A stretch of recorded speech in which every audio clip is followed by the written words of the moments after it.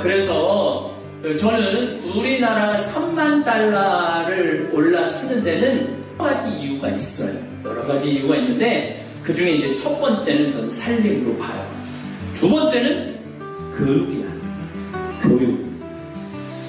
이렇게 공부를 열심히 자식들을 위해서 목숨 바쳐 가르치는 나라도 없어요. 미국만 하더라도 애들이 대학교를 가면은 벌써 부모들이 귀찮아해요.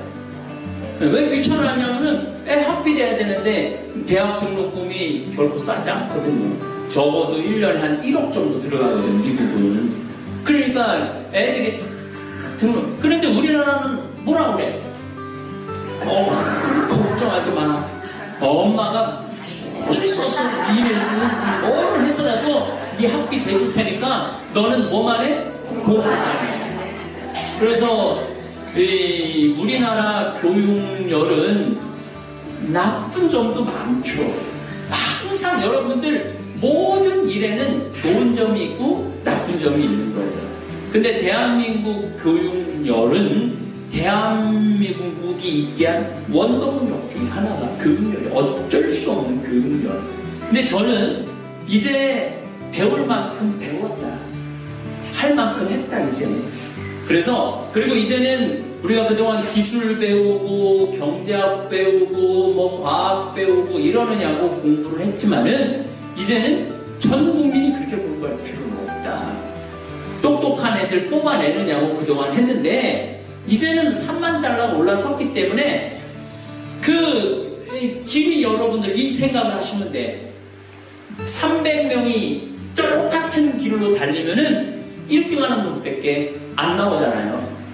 그럼 1등부터 300등까지 될 거 아니야. 그거는 우리가 못 살았을 때 하는 일이야. 이제는 300명이 있으면 300명이 다 다른 방향으로 달려. 다 다른 방향으로 달려. 그러면 도착하면 다 거기 1등 할 거 아니야.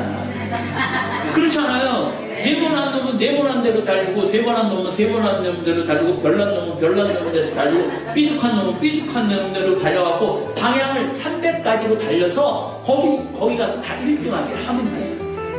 그래서 이제는 내 아이가 뭐를 잘하느냐를 찾아내는 시대로 들어선 거예요. 그냥 국영수 잘한다고 훌륭한 그런 거에서 이제 벗어나야 돼. 요것도 이제 교육에 대한 것도 내가 한 2시간 내지 3시간에 걸쳐서 말씀을 드릴 거예요. 공부를 잘하는 게 훌륭한 교육이 아니야. 그 아이가 행복한 게 훌륭한 교육이야. 자, 제가 지난번에도 여기를 갔다 왔는데 장성, 그 다음에 보성 이쪽에 가보면 편백나무들 보면은요, 이게 바로 30년 전, 40년 전에 심어온 거예요. 지금은 이제 경제림이 된 거죠. 참 이렇게 보면 대단하죠. 예. 참 아름다워요. 예. 보기만 해도 기분이 좋죠. 예. 그래서 이 지구가 아름다운 이유는 뭐 때문에 그러느냐면 산 때문에. 이 지구가 아름다운 이유는, 대한민국이 아름다운 거는 뭐 때문에 그래? 산 때문에. 이거를 누가 다 했느냐면은 지금 70대, 80대, 90대 되신 분들 다 해낸 거예요. 그래서 제가 항상 강의 때 뭐라고 그러냐면, 지금 할머니, 할아버지들한테 25만원 용돈 주는 거, 이번 3월달부터 하위 20% 30만원 주는 거 결코 잘하는 게 아니야. 더 줘야 돼. 적어도 50만원에서 60만원 줘야 돼. 지금 65세 이상 되신 분들한테 50만원에서 60만원 줘야 돼. 그분들이 한 게 뭐 있다고? 그분들이 이거 했잖아요. 나무 심었잖아요. 그래서 지금 자손들이 잘 사는 거 아니야. 그러니까 우리나라 노인연금에 대해서 많은 분들이 한 거 아무것도 없는데 왜 연금을 주냐고. 왜 한 게 없어요. 정말로 많이 했죠. 이 챙겨주는 걸 누가 해줘야 되느냐? 지금 내 나이 50대, 60대, 40대 요 세대가 챙겨줘야 되는 거예요. 그래야지 우리 사회가 더 건강하고 밝게 나간다는 말씀을 드리는 거예요. 영상을 라디오처럼 편하게 틀어놓고 들으셔도 좋습니다. 구독과 좋아요, 알람 설정 꾹 눌러주세요. 황창현 신부님의 행복 특강 지금 바로 시작합니다. 오늘은 날씨가 한 13도, 그래갖고 어제 봄 기운이 좀 있는 것 같은데, 저는 감기 기운이 좀 있어갖고, 네. 제가 지금, 토요 특강으로 3만불 시대에 우리 한국 사회에 대한 이야기를 좀 나누고 있어요. 그런데 우리 지금 한국민들이 지금 국민소득이 3만불이 됐고, 거기에 대한 환경 변화에 대해서 이해를 못하는 게 너무 많은 것 같아요. 오늘도 잠깐 좀 뉴스를 보니까 술집이 다 문을 닫고 음식점이 다 문을 닫는다고, 심각하다고 그런 보도가 나왔어요. 그런데 선진국에 가보면은 밤거리에 그렇게 술집 많은 나라 없어요. 선진국에 어디 밤거리에 끝도 없는 룸사롱에 그런 게 어디 있어요. 퇴근하면은 다 집에 가요. 퇴근하면은.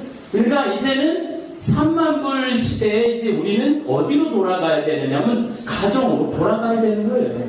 그동안 경제가 돈이 흥청망청 벌어지고, 제가 말하는 거는 갑자기 잘 살게 됐다는 게 아니에요. 아주 가난한 나라에서 굉장히 높은 수준으로 너무 빠른 시간에 올라오니까 돈이 그냥 생거지로 살다가 6.25 전쟁 끝나고 난 다음에 생거지로 살다가 갑자기 돈이 많이 생기니까 이 돈을 어떻게 써야 되는지를 모르고 그냥 그 밤에 그 술집에 보면은 대단해요. 제가 그 캐나다에 본당시 그때 초등학생이었는데 캐나다에 이민을 가갖고 토론토에 사는데 이 남자애가 아주 명문 대학을 나와갖고 캐나다의 그 항공사에 취직을 했어요. 근데 정말 매일 저녁마다 집에 와서 앉아 있는 거예요. 취직한 지 10개월 됐다는데. 그래서 물어봤어요. 너는 회사에 그렇게 하는데 연수라든가 또 무슨 신입 사원 환영 파티라든가 그런 거 안 하고 왜 매일 집에서 퇴근하고 나보다 먼저 왔냐, 강의하는 나보다 오후 4시만 되면 왜 집에 와서 매일 앉아있느냐. 10개월 동안 단 한 번도 신입사원 환영 파티라는 걸 해본 적이 없대요. 10개월 동안. 그리고 상사들이 축하한다고 저녁 먹으라고 그러자고 그런 적이 단 한 번도 없대요. 다 퇴근하면 어딜 가야 되느냐, 집에 다 가야 돼. 그러니까 밤 늦게 집에를 들어간다는 게 상상이 안 되는 거, 상상이. 그래서 지금 우리나라에 있는 그 길에 수많은 그 룸사롱 술집이 이제는 다 없어져야 되는 때예요. 이게 나라가 경제가 망하는 때가 아니라 이제는 없어져야 돼. 그러면은 퇴근하면 뭐 하느냐? 애들 학교 수업 끝나고 학교 들어가고 애들 태워갖고 집에 와서 음식 차려주고, 그 다음에 부모가 하는 일이 뭐냐면 애들 숙제 도와주는 거예요. 숙제하는 거 봐주고 도와주고, 그리고 저녁에 같이 텔레비 보고 같이 숙제 끝나고 나면 같이 자는 거예요. 다음날 아침 일찍 일어나고 출근하고. 그럼 그들은 여가 생활을 어떻게 하느냐? 보통 휴가를 2주 3주 하면은 가족이 함께 휴가를 떠나는 거예요. 그러니까 이제 우리가 이 지금 개념이 완전히 가족으로 돌아와야 되는 그러한 문화로 지금 변하고 있는 거예요. 그리고 음식점이 길거리의 세계에서 우리나라처럼 음식점이 많은 나라가 어디 있어요? 제가 미국이든 캐나다든 호주든 나름대로 선진국에 강의 많이 가보면은 밥 먹으러 가려고 그러면은 20분, 30분 운전해서 그 식당가가 있는 데를 찾아가야 돼. 근데 우리는 그냥 아무 데나 식당이 있어. 아무 데나 통닭집이 있고. 이게 아주 굉장히 복잡한 문제예요, 이거는. 왜냐하면은 구조 조정을 빨리 당하고 직장을 빨리 나오기 때문에 할 일이 없어지기 때문에, 그러니까 개인적으로 취직은 안 되고 자기가 받은 퇴직금이나 연금을 가지고 그걸 미리 땡겨서 사업에 뛰어드는 거죠. 그거 성공한다는 게 쉬운 일이 아닌 거죠. 그래서 이 사회 구조적으로도 지금 변해야 되는 것이, 만약에 대개 북유럽 같은 게 그런 게 아주 잘 돼 있어요. 만약에 내가 구조조정을 빨리 당했다 그러면은 대개 뭐를 하느냐면은 2년 내지 3년 정도 기술학교를 다시 교육을 시켜줘요. 대개 2년 내지 3년 정도를. 내가 대학 졸업하고 한 45, 50살까지 일을 했다면은, 끝나고 나면은 통닭집을 차려야 될 게 아니고, 식당을 차려야 될 게 아니고, 기술학교에 다시 들어가서 새로운 기술을 받아서 새로운 직업을 선택할 수 있는 그런 교육을 받아야 돼요. 근데 우리는 이 사회 안전망이 없는 거야, 지금. 그래서 이게 지금 바뀌어야 되는 것 중에 지금 여러 가지, 3만 달러, 우리나라 5천만 국민이 넘는 숫자에 3만 달러가 넘는 나라가 전 세계에서 7나라밖에 안 된다고 제가 말씀을 드립니다. 그런데 대개 식민지 국가에서 수탈을 엄청나게 당한 나라 가운데 이렇게 독립을 한 나라 중에 이렇게 안정되게 발전한 나라도 세계에서 우리나라가 유일하다는 거예요. 그래서 뭐 멕시코라든지 브라질이라든지 인도라든지 이런 나라들을 가보면요 기가 막혀요. 근데 우리나라는 아주 전역에 치안도 안정이 돼 있고 국민들 교육 수준도 높고, 다른 나라에 비하면은 굉장히 안정된 상태로 가고 있지만은 이 속도가 너무 빠르기 때문에 정책도 못 따라가고 국민도 못 따라가고 그런 상태에 있다는 거죠. 이게 심각한 문제가 아니라 이것도 우리 대한민국 국민들이 내가 보기엔 앞으로 10년 내지 15년이면 극복하고 넘어가요. 그 극복하고 넘어가면은 그때는 지금보다도 훨씬, 그러니까 우리 초등학교, 중고등학교 아이들이 사회에 진출할 때 되면은 지금보다 훨씬 안정적인 사회에 들어갈 거라는 거죠. 또 우리나라가 3만 달러가 넘는 상태에서 이렇게 3만 달러까지 올라온 게 왜 기적적이냐면은 남북이 갈라져 있잖아요. 그래서 우리는 대륙하고 연결이 끊어져 있잖아요. 그래서 대한민국을 반도 국가는 이탈리아가 반도 국가예요. 전 지중해, 전 세계를 통일할 수 있었던 이유 중에 하나는 반도 국가이기 때문에 그래요. 되게 반도 국가들이 전 세계에서 막강한 힘을 발휘할 수 있어요. 왜냐하면 바다로도 통할 수 있고 대륙으로도 갈 수 있으니까. 근데 우리는 뭐가 문제냐면은 이 남북한이 딱 갈라진 바람에 대륙으로 못 가잖아요. 북경이 겨우 950km밖에 안 돼요. 북경으로 기차가 나 있다면은 8시간 정도는 북경까지 갈 수 있는 거예요. 북경, 러시아. 그런데 딱 이놈께 막혀 있으니까 가고 싶어도 못 가는 거 아니에요. 그래서 우리나라를 반도 국가로 생각하면 안 되고 섬나라로 생각을 해야 돼요. 우리나라는 아직 섬나라예요, 섬나라. 이런 섬나라의 핸디캡을 가지고 있으면서 미사일 실험을 116회나 북한이 미사일을 쏴대거든요. 그러면 전 세계에 있는 나라들은 이렇게 보면은 한국 뉴스 보면 미사일이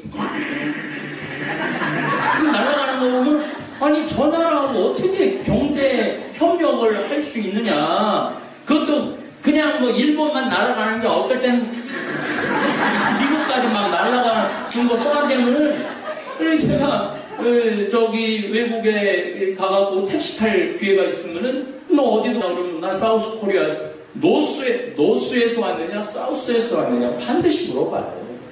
우리는 상상도 못할 일이 아니에요. 북한은 저기 안 나간 지가 70년이나 돼. 세상 밖으로 안 나간 지가 70년이나 되고 우리는 온 세상에 나가고 경제 발전하고 수출입하는데 내가 딱 하면 사우스인 줄 알아야지. 사우스인지 노스인지 이걸 물어보니 이게 기가 막힌 거 아니에요.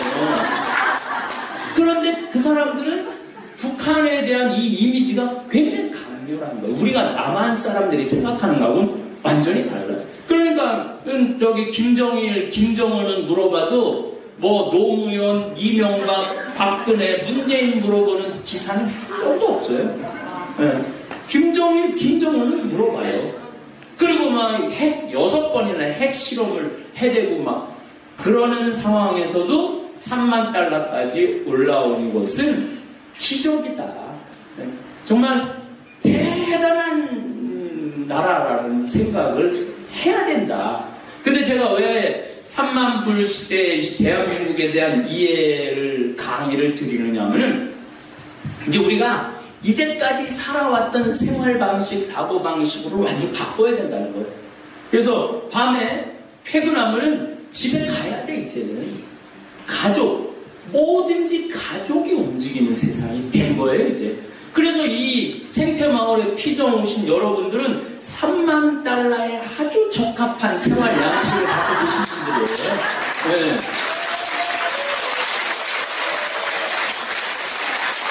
나는 뭐 가끔 옛날에 권당신부 때 대기업이 옆에 많이 있었어요. 아, 신부님 뭐 어저께 저녁에 술값으로 100만 원을 나갔느니 150만 원을 나갔느니 뭐 그런 뭐 농담반 진담반 그런 얘기 참 많이 해요.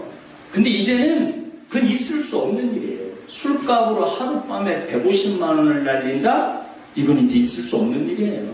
그래서 여러분들처럼 가족이 함께 이렇게 교육 프로그램에 참여하고 가족이 함께 여행 가고 가족이 함께 휴가 가는 거예요. 그러니까 이 사람들은 매일 저녁마다 집에 들어가.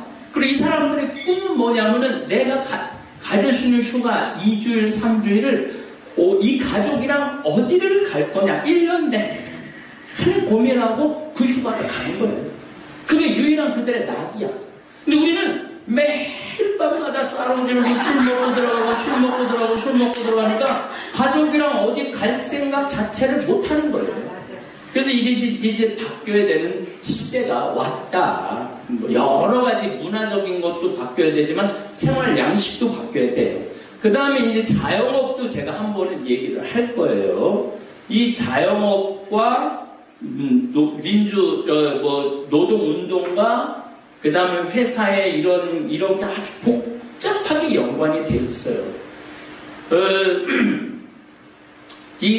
제 토요트 강의 막 10만회 이상을 해갖고 이 말 한마디가 아주 중요한 사회적인 이슈가 될 것 같아서 제가 상당히 조심스러운 면들이 있는데 직장 생활을 하는 거와 바깥에 나와서 개인이 사업을 하는 거는 하늘과 땅 차이가 나요. 모든 면에 있어서 그러니까 직장인들 들어서 때려치고 나온다고 그러는 순간 완전히 벌판에 쓰는 거예요. 완전히. 그래서 그 직장이라는 것이 회사라는 것이 이제는 우리 사회 안에서 옛날에는 착취의 대상이었지만은 이제는 아주 중요한 것이 돼. 그래서 이제 옛날처럼 노사 무슨 이렇게 뭐 죽기 아니 뭐 까무러치기까지 가면은 이제 우리 미래가 없어요. 그래서 적당한 선에서 합의 볼 줄 알아야 되는데 우리나라 교육제도 자체가 적당한 선에서 합의 보는 거를 배운 적이 없어. 뭐만 배웠어? 1등만 배웠어. 경쟁만 배웠어. 그러니까 이게 합의 죽기 아니면 까무러치기야. 노동운동을 죽기 아니면 까무러치기까지 할 필요까지 뭐가 있느냐 이거예요. 그리고 노동운동하는 사람들도 그렇지만은 한편으로 기업이 문제예요. 낙수효과라고 얘기를 하는데 낙수효과가 있어야지 낙수효과가 있는 거 아니에요. 저는 우리 생태마을 월급 체계는 최저임금과 최고임금이 2배 차이가 안 나요.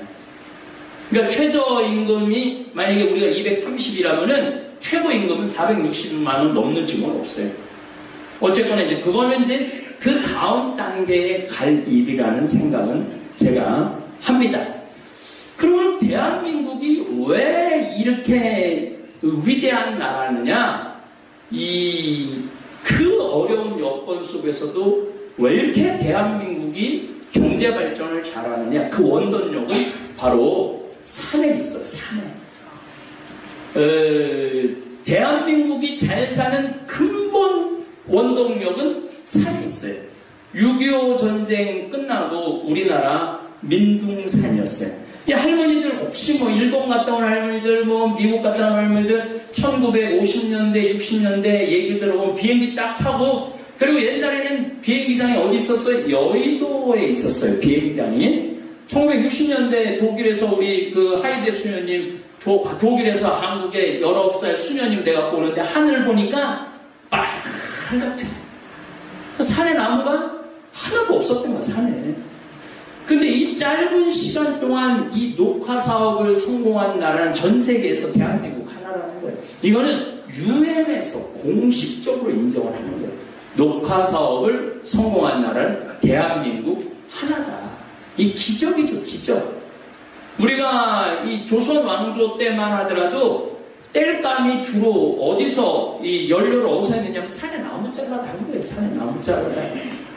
그리고 일제 강점기 때는 산에 나무 다 잘라갖고 일본이 다 쓰고 6.25 전쟁 때는 끝폭탄 내려 쏟아 붓느냐고 산에 나무가 없었던 거예요. 그럼 산에 나무하고 그 나라의 그 부하고 왜 연관이 되느냐? 자, 생각을 해봐요. 산에 나무가 하나도 없어. 우리나라처럼 장마철이 있는 6, 7월에 폭우가 거의 한 60%, 70% 비가 오신단 말이야. 그러면 하늘에서 막 비가 엄청나게 쏟아지면은 그 산에 나무가 없으면 그 비가 다 어디로 보여요? 강으로 다 모이죠. 한꺼번에 흙을 싹 끌고 내려가는 거야. 흙을 싹 끌고 내려가면은 그 강바닥에 뭐가 쌓이느냐면 흙이 쌓여. 강바닥에 흙이 쌓이면 조금만 비가 오셔도 어떻게 물이 흘러 넘쳐갖고 뭐가 생겨? 홍수가 생기는 거야. 홍수가. 여러분들 지금 우리 대한민국 우리 지금 탈북 주민이 이 생태마을에서 근무한 지 6년이 돼요. 탈북 주민이. 근데 이 탈북자가 대한민국의 인천공항에 와서 놀란 건 딱 두 가지. 처음 인천공항 내렸을 때 제일 놀란 건 도로. 그 넓은 도로에 깨끗하게 깔려있는 거 보고 너무너무 놀랬대요. 왜냐면 북한은 도로가 제대로 깔려있는 길이 거의 없다고 생각하시면 돼요. 그냥 맨 흙이야, 맨 흙. 그래갖고 비가 오고 막 파이면 어떻게 해? 거기 돌 갖다 놓고 흙 이렇게 다져놓고 내가 다니는 잠비아도 국가도로 빼고는 비가 오면 울퉁불퉁해갖고 이렇게 차가 저쪽에서 이 도로로 와야 되는데 옆으로 다녀요. 왜냐면 그 끝쪽으로는 길이 평평하고 가운데는 파여갖고 그러고 가다가 서로 이렇게 가다가 중간에 또 가고 하여튼 기가 막혀요. 근데 우리나라는 이게 비단이야, 비단. 전국이 비단이라고 생각하시면 돼요. 그러니까 여러분들은 비단길을 다닌다고 생각하면 돼요. 두 번째, 우리 주과장이 놀란 게 산에 나무가 확 차있는 거 보고 너무너무 놀랬대요. 이분은 압록강 그 신의주의 있는 데서 탈북하신 분인데 거기 나무 하나도 없다는 거야. 나무가 어디 있어, 나무가. 그래갖고 산에 가갖고 이 농장 한 100명 관리자였었는데 북에서 이게 국정원에 3개월 들어가 있고 나온다거든요. 근데 뭐 어디 도는데 그 국정원에도 숲이 있는데 이 갈비라고 그러고 우리는 부엽토라고 그러잖아요. 이걸 끌어안고 끌어안았대. 그 낙엽이 너무 그 낙엽이 좋아갖고 북한에는 그 낙엽 자체가 없는 거야. 여러분들 산에 가보면 우리나라 이렇게 물까지 이렇게 쌓여요, 안 쌓여요? 쌓이죠? 그러면 하늘에서 빈님이 오시면은 누가 제일 먼저 물을 먹을까요? 낙엽이 물을 먹는 거야. 한 60cm, 70cm 되는데 그러니까 한 200mm, 300mm 비가 오셔도 우리나라는 누가 흡수를 하느냐면은 낙엽이 다 흡수를 하는 거예요. 근데 200mm, 300mm 북한에서 만약에 200mm가 왔다, 300mm가 한꺼번에 왔다. 북한은 난리가 나는 거예요.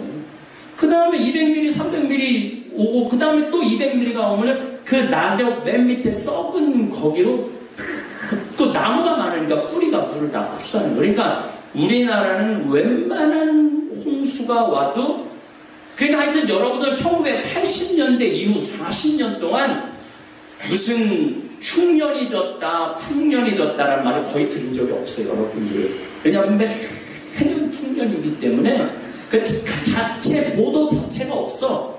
그럼 1980년도 이전에는 우리나라가 녹화 사업이 이루어지기 이전에는 여러분들은 맨날 텔레비전 라디오 볼 때마다 풍년이다, 흉년이다, 수해가 들었다. 그래서 여러분들 웃긴 건 1980년대로 기억나는데 우리나라가 아주 흉년이 왔어요. 그때 북한에서 쌀 보내줬어요. 기억나요?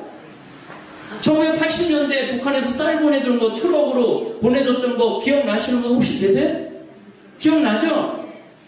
그게 북한하고 남한하고 갈린 결정적인 원인이 그때. 그러니까 우리나라가 1980년대 녹화 사업이 끝났거든요. 그 이후로 우리나라가 경제 발전을 비약적으로 하게 된 거예요. 그래서 이 산림 녹화를 성공한 거는 정말 대한민국이 위대한 면 중에 하나예요. 그럼 북한은 이제 산에 나무가 하나도 없어.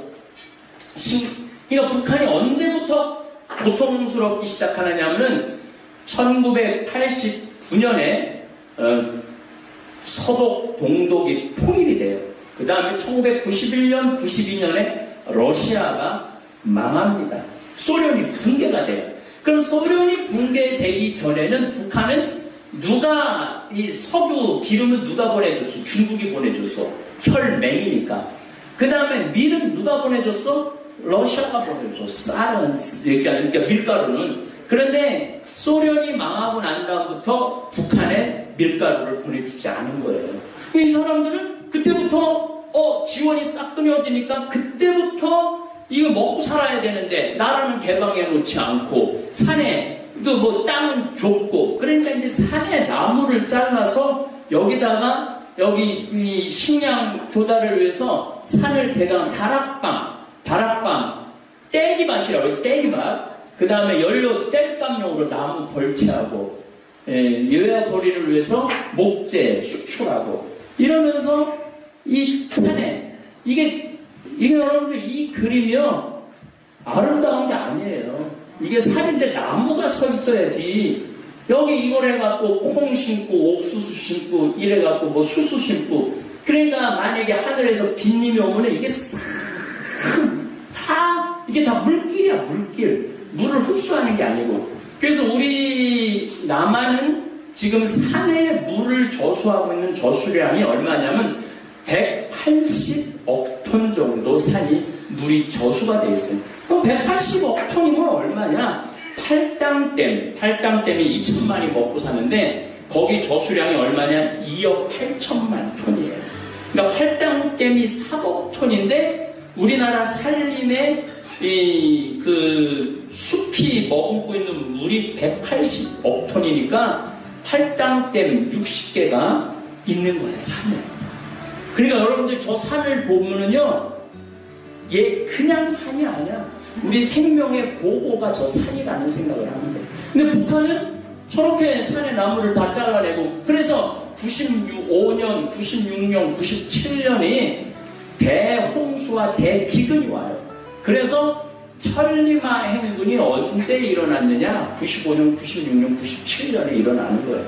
그때 북한 주민 작게는 200만 명, 많게는 300만 명 정도가 죽었다는 거예요. 그때. 그러니까 95년, 96년, 97년에 정말 북한이라는 나라는 저 산 때문에 이 국민이 배고픔과 고통에 빠지게 된 거죠.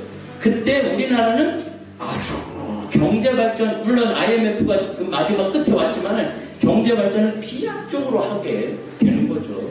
네, 그래서 여러분들 산이 이렇게 중요한 거예요. 그러니까 이 북한 주민들 뒷산을 보면은 이게 나무가 없이 전부 다 이렇게 벌채로 인해서 그래서 조금만 비가 오면은 그냥 이게 다 쓸려 내려가고 집이 덮이고 비가 안 오시면은 숲이 나무 뿌리에서 물을 보내줘야 되는데 비가 안 오면 그대로 말라 죽는 거죠.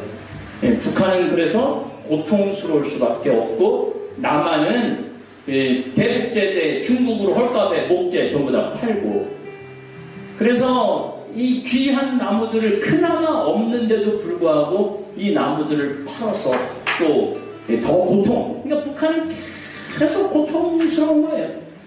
임진각 그 상류 지역의 범람을 해서 그러니까 우리나라가 고통을 겪는 거죠. 96년에 21명이 죽고 재산 3천억, 98년에 139명, 2천억, 99년에 24명, 3천억.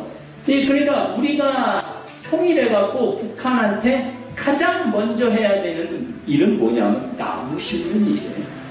북한을 잘 살게 해주려고 하는 첫 번째 길은 뭐냐면은 나무 심는 거, 나무 심는 거. 잠비아도 보면은 거기는 나무가 얼마나 잘 자라느냐면은 10년만 자라면은 이 나무가 제 아름 한 3아름들이 커요. 10년만 자라요. 왜냐면은 잠비아는 뭐가 없느냐면은 겨울이 없잖아. 건기, 우기가 있으니까 계속 자라는 거야. 계속 자라는 거야. 1년 내내 그냥 계속 자라요. 그래서 이제 제가 이것도 사진을 통해서 여러분들한테 보여주고 싶은데 잠비아에는 나무만 심어도 먹고 살만한 나라예요. 근데 이 잠비아는 나무 개념이 없어. 왜냐면 전국토에 나무가 다 있어. 무슨 나무? 잠목이. 그러니까 이 경제림을 심을 줄을 모르는 거예요. 그러니까 원시 정도 수준인 거지. 원시 정도에.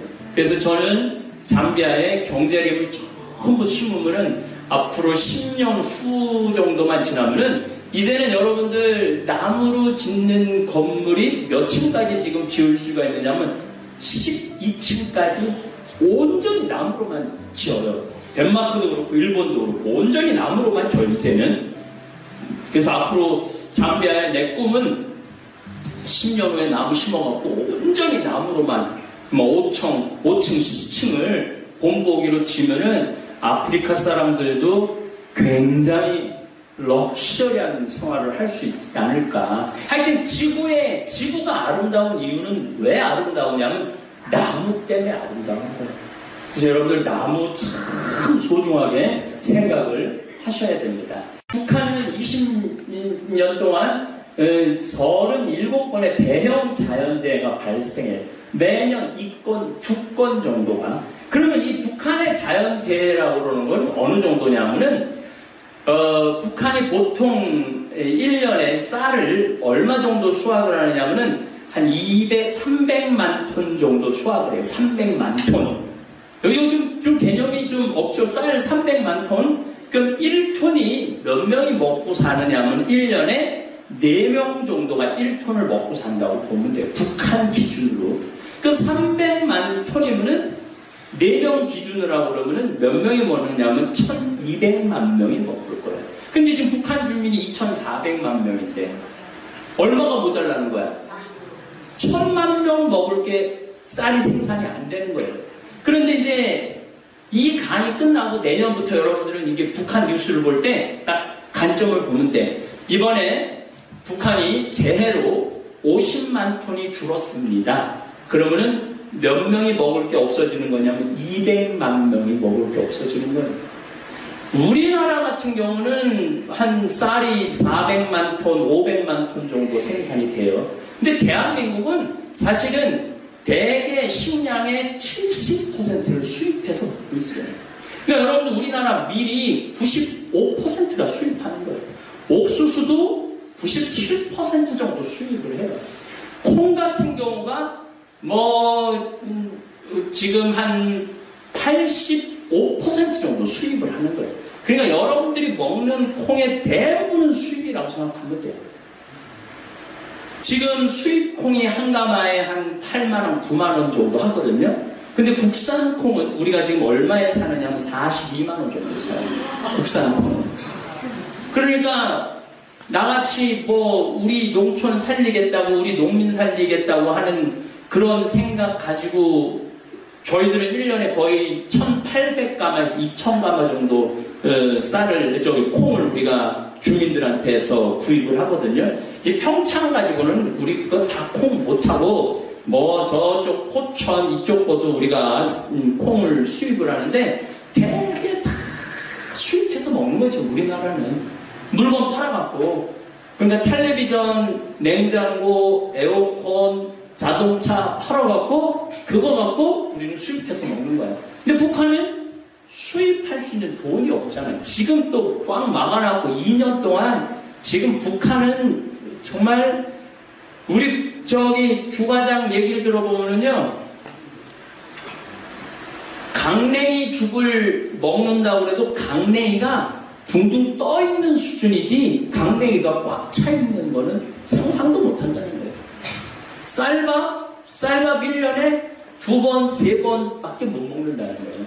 고기, 이건 상상도 못하는 게 상상도. 그러니까 북한 주민들이 사는 거랑 여러분들이 지금 사는 거는 호강에 여러분들은 요강을 타고 여러분들이 사는 거예요. 거기는 요강 타고 사는 거고. 그래서 북한이 굶기 시작한 게 92년도부터 굶으니까 지금 몇 년째 굶는 거예요. 30년째 굶는 거예요. 북한 주민들이. 그러니까 북한 군인들 평균 키가 1m 53밖에 안 되는 거예요. 53, 54. 북한 주민들 키가 못 먹으니까.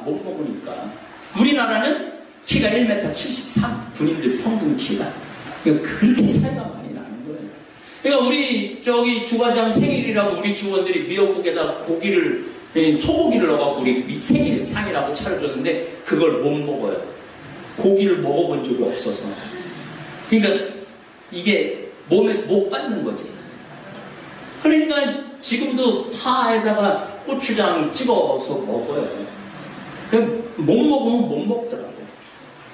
우리처럼 고기가 흘러 넘쳐갖고 막 이게 다 어디서부터 시작되는 거냐? 바로 나무로부터 시작되는 거죠.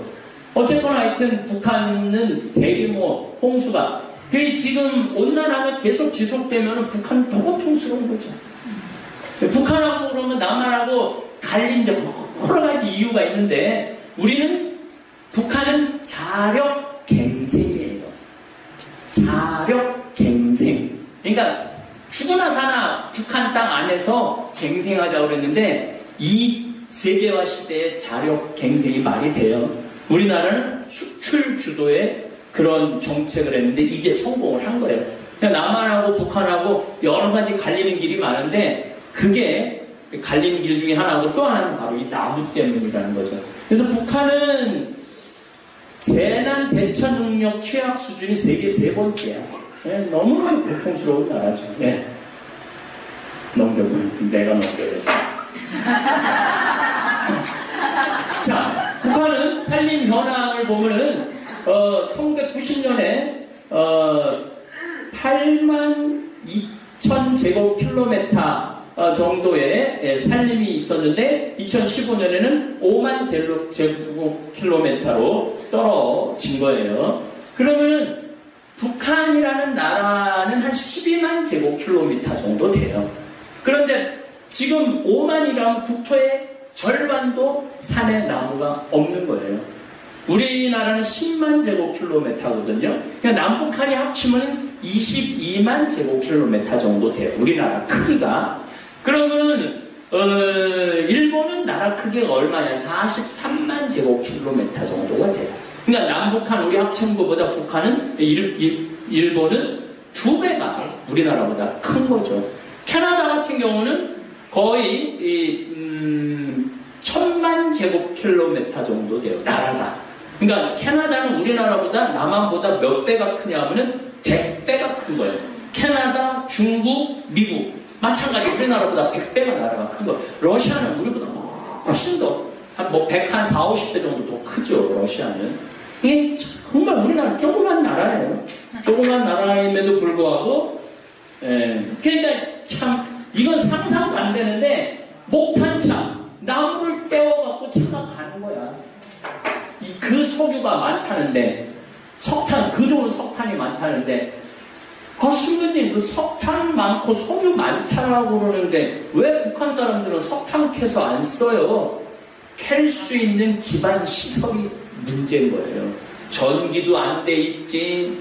그 다음에 그 운송 시스템도 안 돼 있지. 그러니까 그 좋은 자원을 좋은 기술로 이게 캐서 쓰지를 못하는. 여러분 우리나라가 석유화학 제품 수출이 거의 석유 제품이 세계 한 3, 4위 정도 돼요. 근데 우리나라는 석유가 한 방울도 안 나는데 그거 석유 수입해갖고 등유로 빼고 그 다음에 플라스틱 빼고 섬유 빼고 다 뺄 수 있는 기술이 있는 거야. 우리나라는 석유가 한 방울도 안 나도.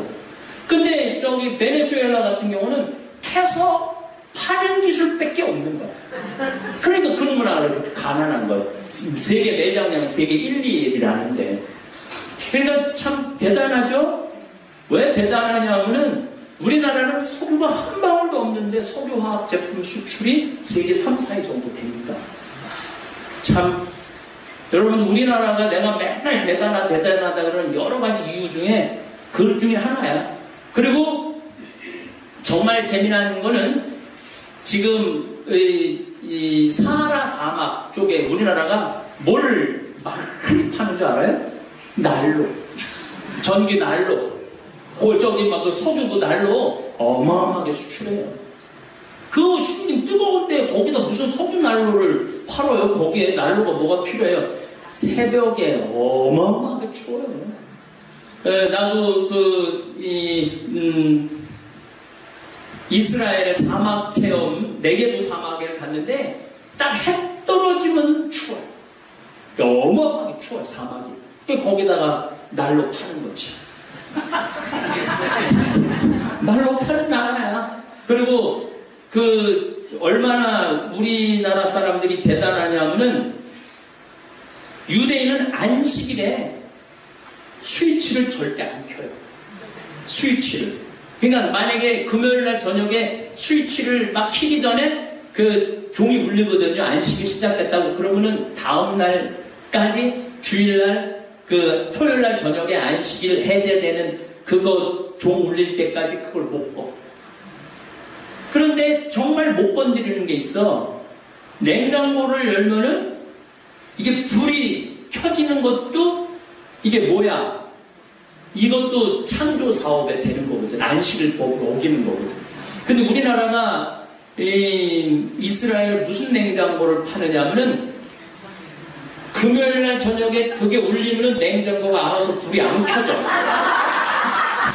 다음날 안식일 될 때까지 안 켜져. 전기는 돌아가는데 불은 안 켜져. 그 냉장고를 갖다 판다니까. 그러니까 여러분들이 지금 이렇게 호강하고 사는 거죠. 그렇게 수출을 못하면은 우리나라도 북한하고 별반 다를 게 없는 나라예요. 그러니까 이 차 얘기를 또 하면은 기가 막혀요. 평양에 딱 한 번 가봤대요. 거기는 한도에서 한도로 넘어가는데 증명서가 5개가 필요해요. 근데 증명서 할 때마다 담배를 줘야 돼. 돈이 어디서 돈이? 담배를 줘야 돼, 담배. 그런데 또 가다가 시속 30km 정도 되는데 가다가 기관사가 전기도 안 오고 배가 고프면 안 간대. 그럼 또 거기 기차 타는 사람들이 또 동네 그거 가갖고 그것도 이런 거 저런 게 갖고 먹고 담배 줘야지. 그러면 간다는 거예요. 그러니까 보통 그 신의주에서 평양까지 10일, 많을 땐 보름까지 걸린다는 거예요. 우리처럼 서울에서부터 부산까지 2시간 반? 이건 김여정 씨가 언제 한국에 와갖고 충격받았느냐면은 동계올림픽에서 서울에서 KTX 타고 여기 평창까지 왔을 때 기차가 가는 건지 안 가는 건지 이게 지금 가는 건지 안 가는 건지 모르는 기차를 타고 너무너무 충격을 받았다는 거예요. 이 기가 막힌 기차가 이 남조선 이렇게 돌아다니는데 이게 우리는 지금 이게 지금 1주일, 2주일 또 가다가 전기 안 오면 또 쉬고 또 이게 또 언덕 올라가다가 뒤에서 밀고 뭐 내려서 밀고 뭐 정말 얘기 들어보면은요 정말 기가 막혀요. 얘기 들어보면. 그리고 평양에 한번 1월 뭐 무슨 2일인가 3일인가 무슨 대회가 있는데 거기 이제 간부로 초대받아 갔는데 평양이 12층인가 13층 호텔에 머물렀는데 물이 안 나와갖고 1층까지 뛰어내려가갖고 거기서 그 물 해갖고 씻고 또 12층까지 올라가고 전기는 자기가 탈북할 때는 하루에 1시간 나왔는데 지금은 30분밖에 안 나오는데 전기가 하루 24시간 중에 1시간 전기가 나와요. 그럼 그거 물 이렇게 데워갖고 그 물 이렇게 따뜻하게 해갖고 그 밤에 그 끌어갖고 자고 그런다는 거예요. 지금. 근데 지금은 30분밖에 전기가 안 나온다는 거예요. 그러니까 공장을 돌리고 싶어도 전기가 와야지 공장을 돌리죠. 뭘 하고, 아니 석유를 파고 저기 뭐 석탄을 파고 싶어도 뭐 전기로 뭘 좀 드릴을 해갖고 해야지 석탄을 팔까? 이 시스템 자체가 완전히 무너진 거예요. 거기에 결정적인 역할을 한 게 산의 나무를 잘라갖고 그렇게 된 거예요. 산의 나무를 잘라서. 그러니까 나도 이게 북한, 이게 지금, 유튜브로 지금 방송이 돼갖고 제가 이 자료를 우리 직원들이 찾느냐고 어마어마하게 고생을 많이 했는데, 이거 지금은 이제 다 그 저작권 때문에 아무 사진이나 못 써요. 근데 보통 이제 내가 일반 대학에 강의를 할 때나 내 강의할 때는 강의용은 아무거나 다 써도 돼. 강의한 걸로는. 근데 그 자료들을 보면은 얘네들이 뼈밖에 안 남아있는 애들이 너무 많아요. 북한 애들이 뼈밖에 안 남아있는 애들이 너무 많아요. 그래서 우리 그 주과장, 뭐 우린 북한에서 넘어온 사람이 있으니까 아주 생생한 증언을 들어보면은 그 96년, 97년에 굶어 죽을 때 보면 사람들이 새카매갖고 그 햇빛에 이러고 있으면 그냥 죽어 있는 거예요. 그냥 죽어 있는 거야. 그럼 그거 산에 갔다가 제대로 묻어주지도 못한다는 거예요. 산에 묻어주지도 못한다는 거예요. 이제 문제가 뭐가 문제냐면은 막 그 산에서 폭우가 쏟아지면 강에 흙들이 쌓이잖아요. 그럼 그걸 퍼내야지 다음에 강물이 흘러갈 거 아니야. 그 퍼내는데 뭘로 퍼내느냐면 삽으로.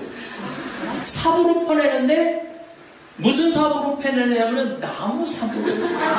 쇠삽도 없이. 그러니까 저런 돌들이 하면은 돌들을 다 일렬로 서서 손으로 그걸 끄집어내고 앉아있는 거예요.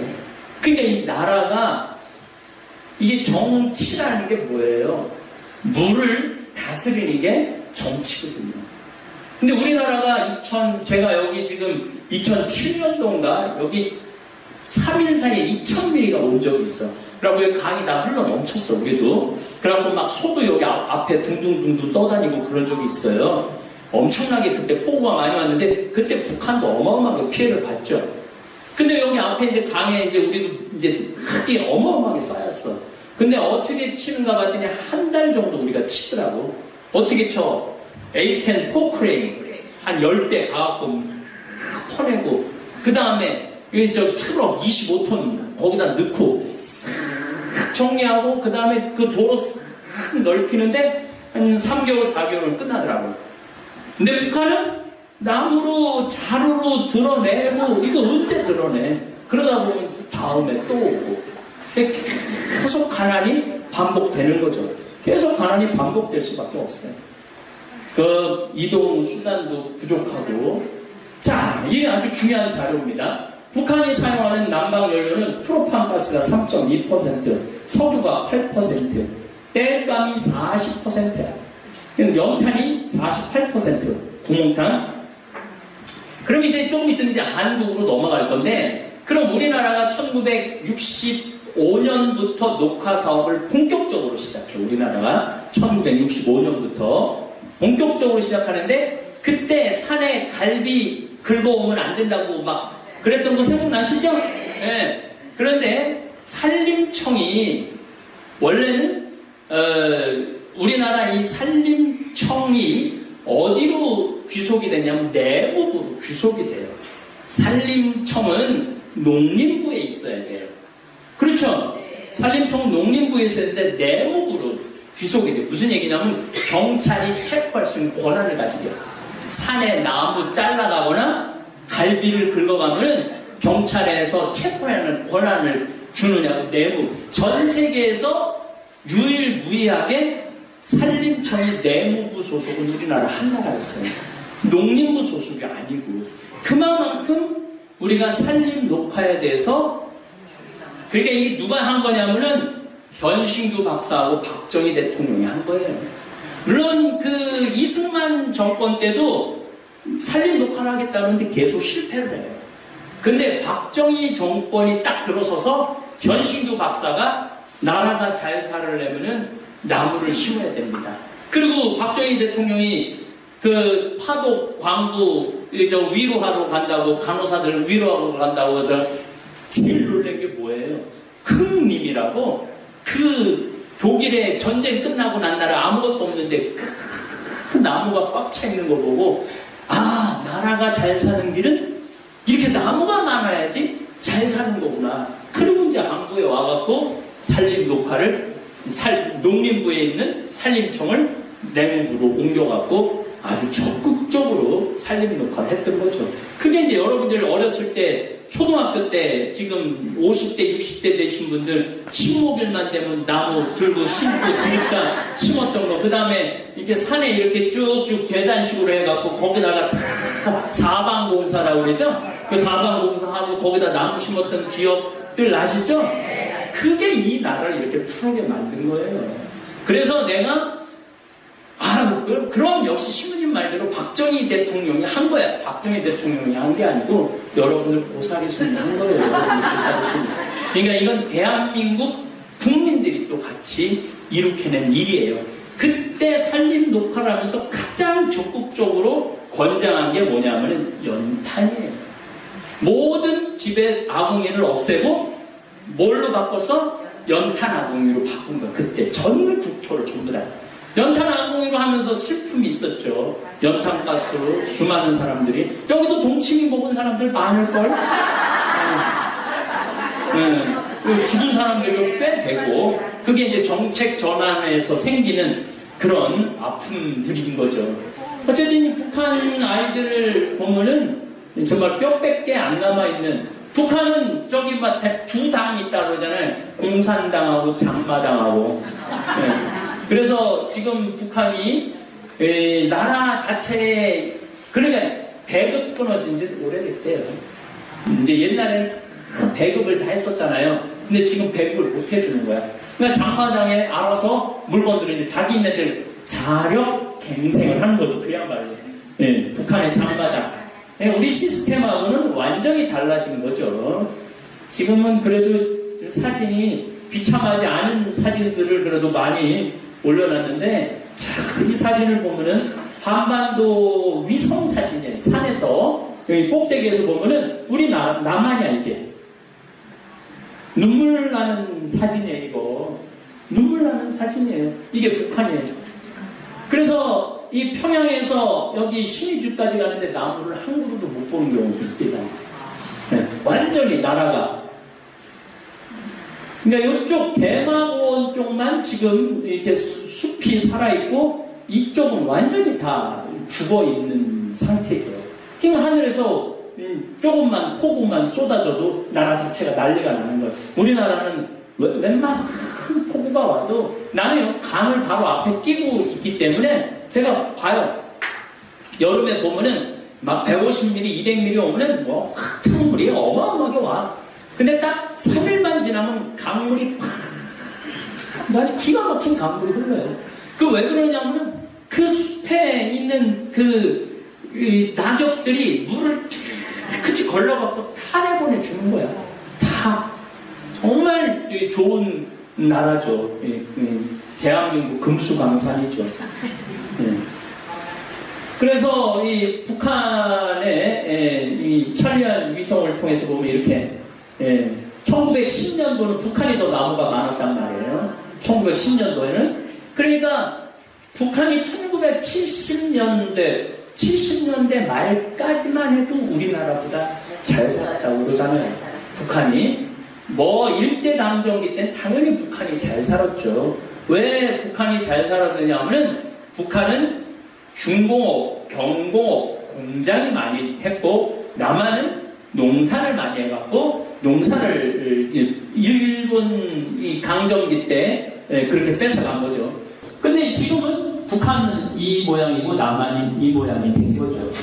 그래서 우리가 이 대한민국이 3만 달러까지 올라오게 된 결정적인 이유 중에 하나가 바로 나무 때문이라는 거죠.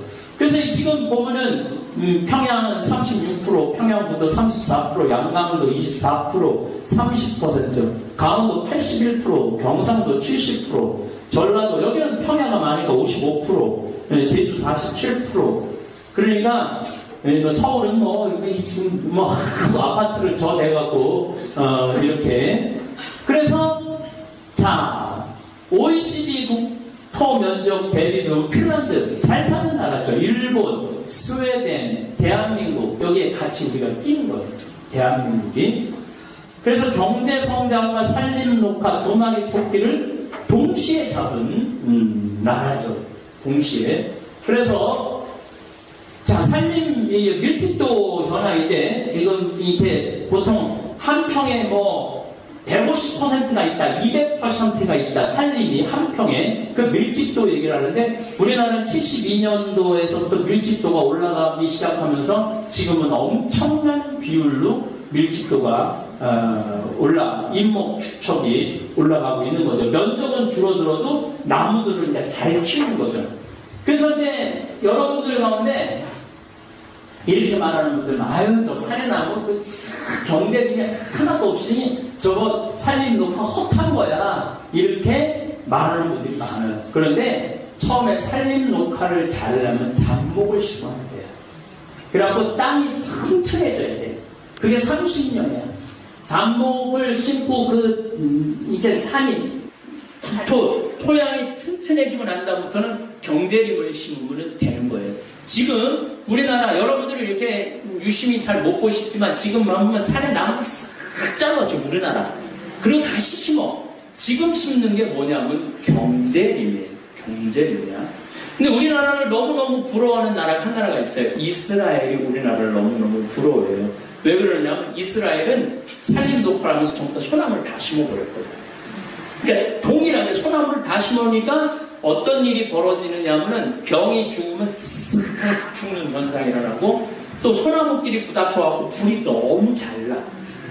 그래갖고 내가 이스라엘 관광청 초청받아갖고 쭉 그러니까 내가 물어봤어요. 이 소나무 이렇게 똑같은 거 이렇게 많이 하느냐고. 그래서 예루살렘 대학에서 나온 그 교수가 그런 얘기를 하더라고요.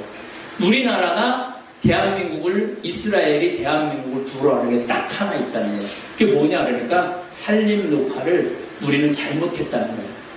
그 1400년, 1500년 동안 이 유대라는 땅이 나무가 싹 없어졌는데 유대인이 60년 만에 전국토에 나무를 심은 나라예요.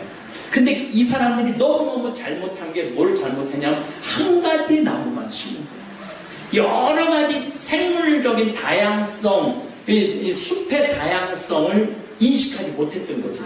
근데 우리나라는 산에 봐. 얼마나 나무종이 많아요. 여러분들도 다 모르는 나무종이 그렇게 있잖아요. 근데 그게 자란 녹화 사업이었던 거죠. 그래서 이제는 뭘로 바꿔야 되는 이제 타임이 왔느냐면 토양이 이제 튼튼해졌기 때문에 경제림을 심어도 이제 경제림이 많이 자랄 수 있다는 거죠. 그래서 우리나라가 이제는 나무를 팔아서도 이제는 국력에 도움이 될 수 있는 단계에 들어선 거예요. 이제 그 나무를 심을 타임이 된 거죠. 그래서 우리나라는 아주 희망이 많은 나라예요. 광복 이후 한반도 산림 면적으로 보면 남한에 새로 조성된 이게 170만 헥타르, 북한에서 사라진 게 280만 헥타르. 어마어마한 거죠. 이게 제가 잠비아에서 받은 땅이 3,000 헥타르라고 그랬잖아요. 1000. 그러니까 3,000 헥타르는 얼마냐면 1,000만 평이에요. 1,000만 평. 1헥타르가 3,025평인가 그래요. 1헥타르가 3,025평. 그래서 나는 3헥타르 갖고 있다고 그러면 10,000평 갖고 있는 거예요. 근데 나는 잠비아에서 3,000�그타르를, 그러니까 1,000만 평이니까 여의도가 80만 평이니까 여의도 12배 많은 땅이 내가 있어. 그러니까 내가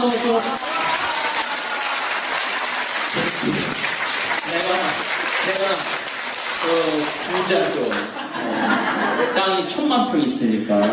근데 저는 이 나무가 중요한 걸 알기 때문에 잠비아에 내가 꼭 하고 싶은 게 나무 심는 거예요. 그것도 유칼립투스 나무 같은 경우도 자라면은 10년만 자라면은 20m, 30m 자라. 유칼립투스 나무가. 소나무도 많이 자라는 내가 이렇게 재보니까 2m, 3m가 자라요. 소나무가 쭉 올라가. 그래서 내가 100만 그루 정도 심으려고 마음을 먹고 있는데 그게 가능할 것 같아요. 그래서 이제 우리 그래서 여러분들이 지금 이 성필리포 생태마을에 들어가고 구독을 누르면 나무 한 그루 심는 거예요. 구독을 누르면 거기다 좋아요를 누르면은 나무 1.5kg 심는 거예요. 1.5kg 좋아요. 한 2년 정도만 거기다가 돈을 쏟아내면 100만 그루 심겠더라고요. 2년 정도만. 그러면 이제 나는 잠비아에 나무 심는 사업이 어느 정도 3,000헥타르 끝나고 나면 그 다음에 할 게 뭐냐면 북한에 나무 심는 게 꿈이에요. 북한 주민들 살리는 길은 식량 대주는 것도 중요하지만 더 중요한 건 뭐냐면 나무 심는 거. 나무. 근데 나무를 심어놓고 밥을 안 주면은 심어놓은 나무를 가서 자르니까 심어놓고 밥을 줘야 돼. 밥을. 이 숙제가 두 가지가 남아있는 거죠. 숙제가 두 가지가 굉장히 재밌죠. 이게 우리가 이제 우리나라가 3만 달러가 넘었기 때문에 이제 북한을 어느 정도 책임질 수 있는 능력이 생겼어요. 그래서 지금 내가 지난 휴가 갔다 오는 동안 또 김정은 국방위원장이 중국 갔다 왔다 그러더라고요. 그래서 어쨌든 북한은 개방을 해야 돼. 개방을 하고 우리나라 철도가 북경까지 연결이 돼야 돼. 그리고 사할린도 연결되고 블라디보스톡도 연결되고 모스크바로도 연결되면은 우리 생각 자체가 어마어마하게 커질 수 있어요. 그리고 북한 지금 이 만주 지역 쪽만 가면은 거의 우리나라 고구려 역사, 발해 역사가 같이 연결이 돼 있어갖고 거의 이물감이 없다는 거예요. 그래갖고 지금 우리가 경제만 좋으면은 그쪽 사람들이 우리하고 교류만 되면은 만주 땅 다시 찾는 것도 그렇게 어려운 게 아니라는 거예요. 만주 땅. 아니, 옛날처럼 무슨 전쟁을 해가지고 땅을 뺏는 시대는 이제 끝났어요. 전쟁을 해서 끝나는 게 아니라 거기에 경제권을 우리 쪽으로 복속을 시키면은 그러니까 이 북경 쪽 가는 것보다 평양, 서울로 오는 게 훨씬 가까우니까. 그러니까 경제가 하나가 되면은 그 경제 공동체가 되는 거죠. 어쨌든 내일 아침에 이어서 이 살림에 관한 얘기를 좀 더 하겠습니다. 그래서 여러분들 이렇게 들어보시면은 굉장히 재미있고 그래서 이제 공부를 해야 돼. 이 흉내 나가고 머리 좀 깎고 오는 게 아니고 계속 또 이제 내일 모레면은 이제 과달루페 성지순례를 가서 한 20일 동안 한국에 없어갖고 잠깐 짬을 내서 머리를 깎았습니다. 자, 우리나라 그 살림의 경제적인 효과가 한 70조 원 정도 된다고 그래요. 70조 원. 우리나라 국가 예산이 1년에 한 470조 정도 되니까 엄청난 경제적인 효과가 있죠. 또 사실은 전 세계를 다녀봐도 오늘 산에 좀 갈까? 그리고 한 20, 30분만 차를 타도 산에 이렇게 울창한 산을 오를 수 있는 나라가 그렇게 많지 않아요. 그래서 저는 이 한류, 대한민국의 한류가 왜 이렇게 다른 나라를 이렇게 휩쓰느냐? 그것도 저는 한글과 산으로 봐요. 왜냐하면 이 산을 보면 사람이 시가 저절로 나오잖아요. 여러분들 봄에 막 새순이 이 산, 온산천지에 막 올라올 때 여러분들 감탄사 나와요? 안 나와요? 나오죠? 또 가을에 이 단풍 보면은 저절로 이렇게 봄, 여름, 가을, 겨울로 살림이 우거지고 아름다운 단풍이 지고 이런 나라가 그렇게 많지가 않아요. 그래서 여러분들은 늘 자신도 모르게 어떤 풍요로움, 숲에서 오는 풍요로움이 있는 거죠. 우리 불가에 사는 산이로대, 우리 송철 스님이 또 하는 얘기이기도 하지만 사는 산이로대 옛날에 그 산이 아니고 물은 물이로대 옛날에 그 물이 아니다. 깨달음을 이제 얻고 돌아와서 이제 하신 말씀이지만 저는 여러분들이 이제 이 산을 볼 때 옛날 그 산 아니길 바라요. 저 산 때문에 대한민국이 잘 살게 됐고 대한민국 국민들의 품성이 매력적으로 됐다라고 생각을 하시면 돼요. 그리고 모든 강에 이렇게 물이 흐를 수 있는 원인도 누구 때문이냐면은 바로 산 때문이라는 거. 이런 경제적인 효과를 우리 톡톡히 누리고 있다는 것. 6.25 전쟁으로 우리나라는 정말 폭탄을 쏟아부어도 그렇게 많이 그러니까 2차 세계대전 끝나고 남은 폭탄을 여기다 다 쏟아붓다는 거 아니에요. 특히 남한보다는 어디다 더 많이 쏟아넣느냐, 북한에 더 많이 쏟아넣는 거예요. 북한에. 이 항공모함 11대를 갖다 돌아가면서 항공모함 11대가 돌아가면서 그 모든 폭탄을 다 북한 산에다가 쏟아 넣었으니까 북한은 출발점부터 우리보다 훨씬 불리한 데서 출발을 한 거죠. 저도 어렸을 때 내가 우리 초등학교 뒤에 사방공사하고 그 나무 심었던 기억이 참 많이 나요. 지금 나는 수원에 있는 초등학교를 다녔는데 거기 이제 뭐 아파트가 많이 들어오기도 했지만 내가 심어놓은 데는 아직도 나무들이 아주 울창하게 우거져 있더라고요. 아마 여러분들 어렸을 때 내가 어렸을 때 심었던 데가 지금 세월이 20년, 30년, 40년. 물론 이제 좀 이따 제가 더 좋은 사진을 보여드리겠지만은 우리나라가 이 6.25 전쟁 끝나고 산이 저렇게 완전히 아무것도 없었던 때예요. 기적이죠. 70년대 이제 양묘장에서 시작을 한 거죠. 이건 진짜 우리 박정희 대통령의 여러 가지 업적들이 있지만 과오도 있고 업적도 있죠. 나는 박정희 대통령한테 무슨 업적을 가장 많이 두겠느냐 라고 한다면 나는 단연 1위로 산림 녹화로 저는 봅니다. 이 벌거벗은 산에 보세요.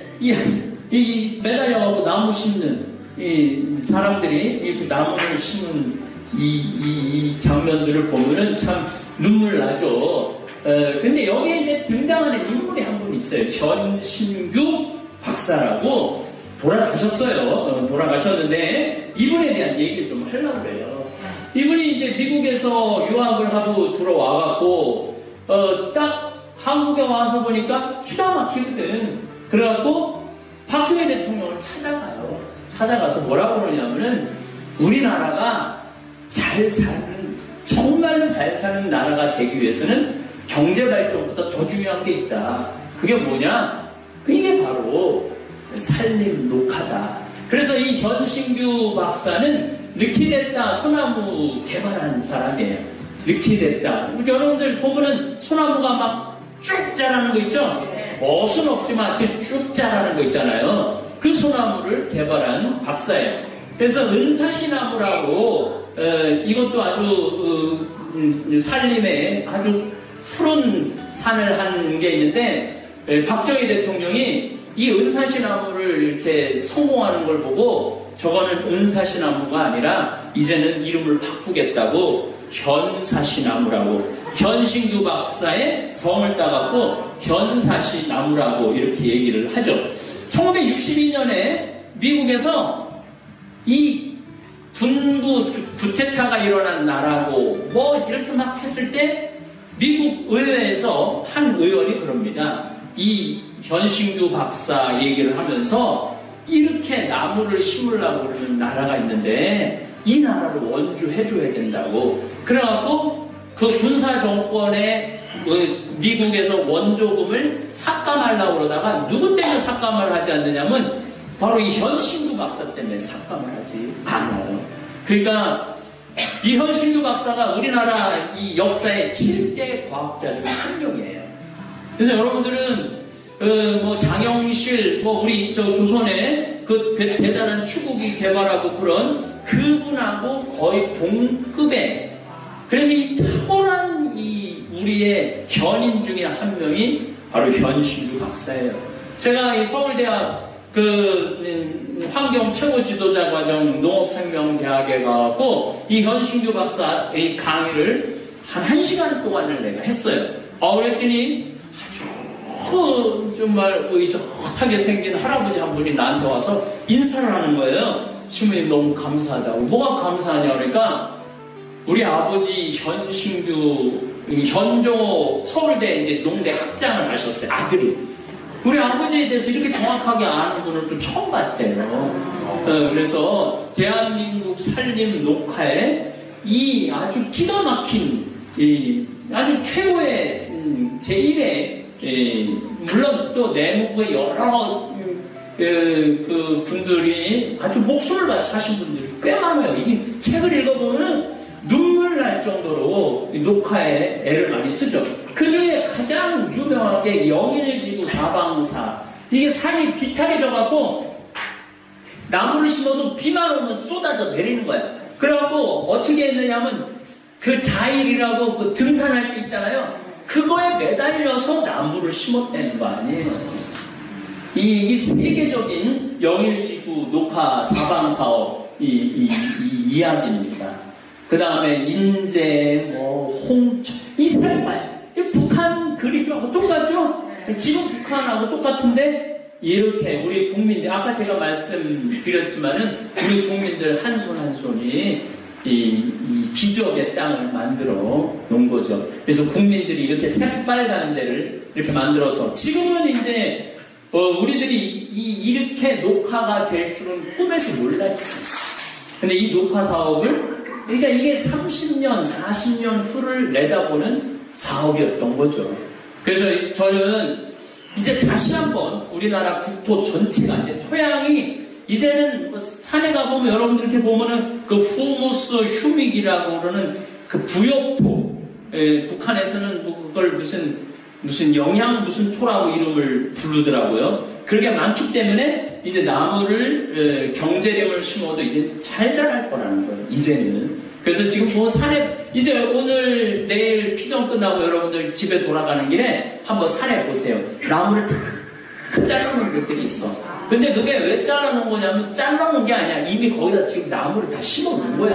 경제령을 심어놔서 조금씩 이제 그게 또 5년, 10년, 20년이 지나고 나면은 우리 자식들한테 여러분들 손자들 때는 또 더 좋은 캐나다는 100년 동안 나무를 팔아서 100년 동안 국민들이 먹고 살 수 있다고 그러잖아.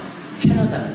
또 캐나다 가보면 진짜 어마어마한 나무들이 있어요. 어마어마한 자작나무들이 아주 그게 좋거든요. 자작나무가 우리나라는 이렇게 얇게 자라는데 거기 보면 이만하게 자라요. 그 얼마나 좋은 목재예요.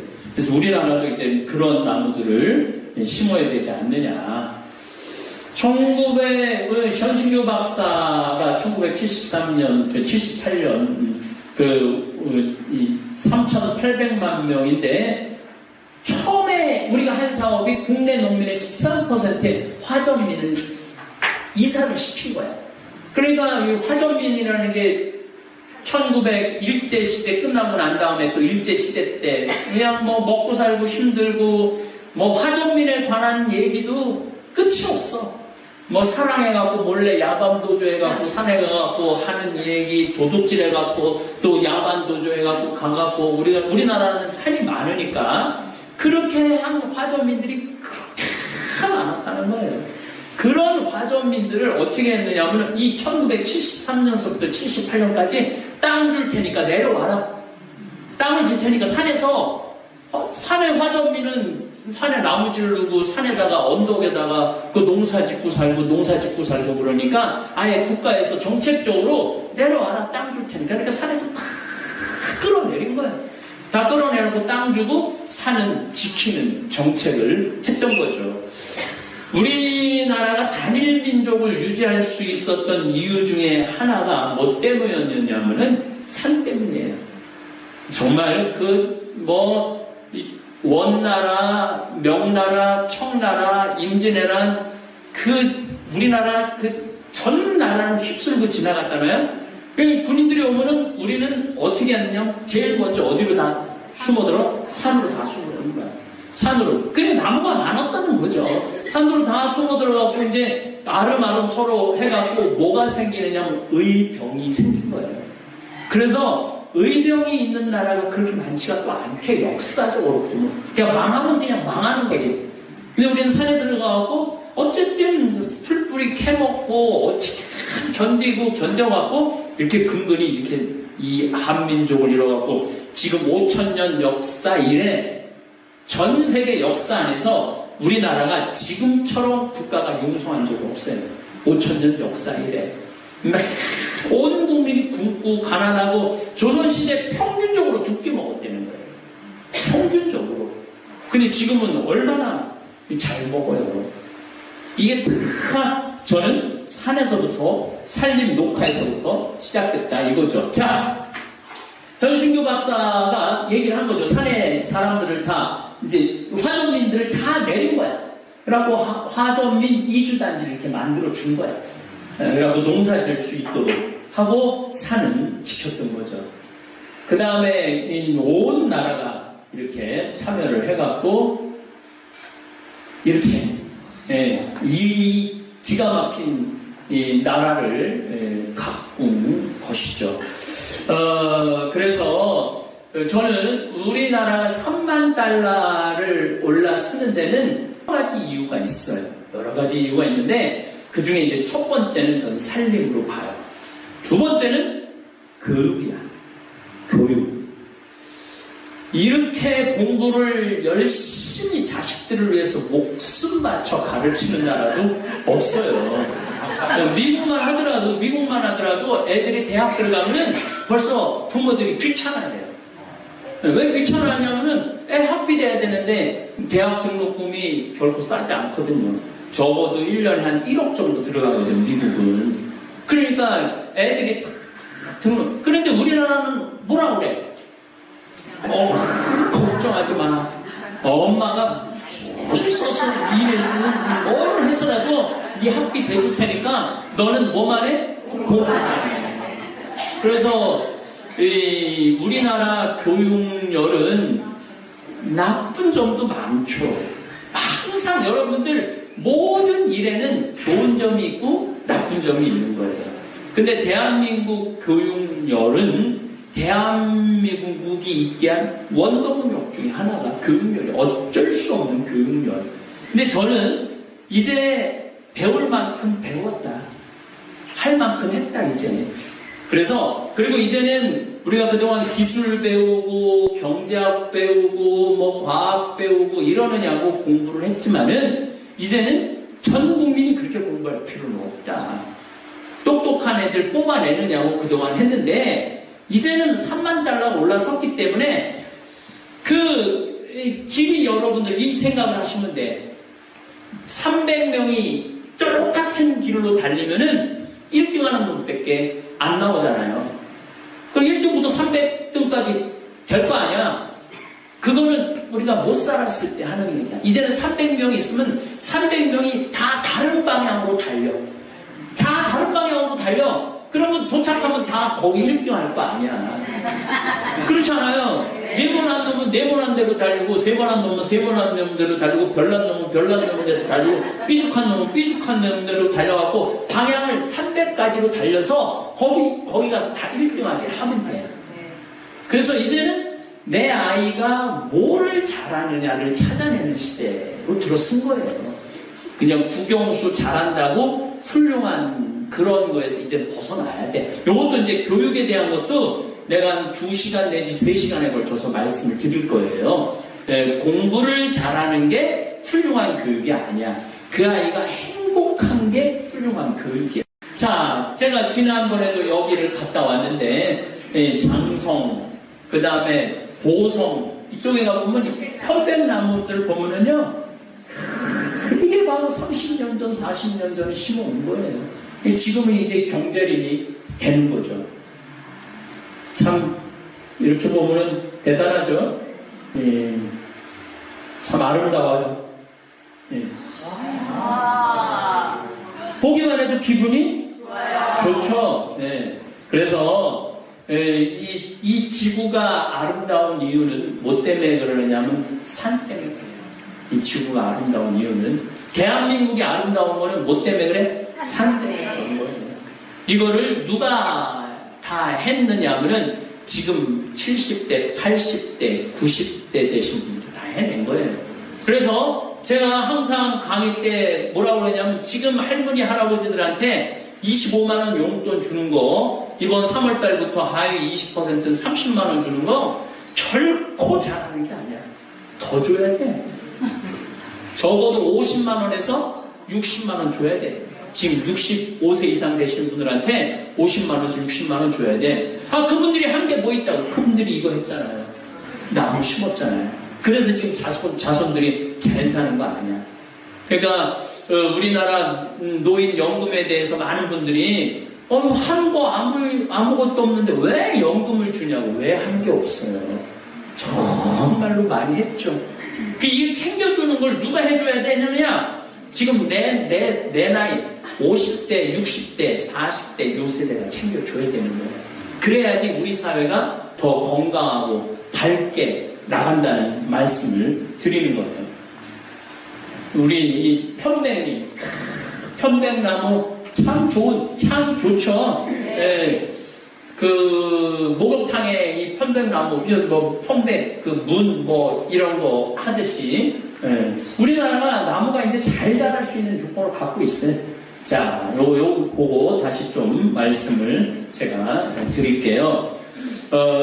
이제 나무에 대한, 산에 대한 투자가 끝나면은 그 다음에는 누구에 대한 투자를 이제는 좀 바꿔야 되느냐? 자녀 교육에 대한 투자를 이제 바꿔야 돼.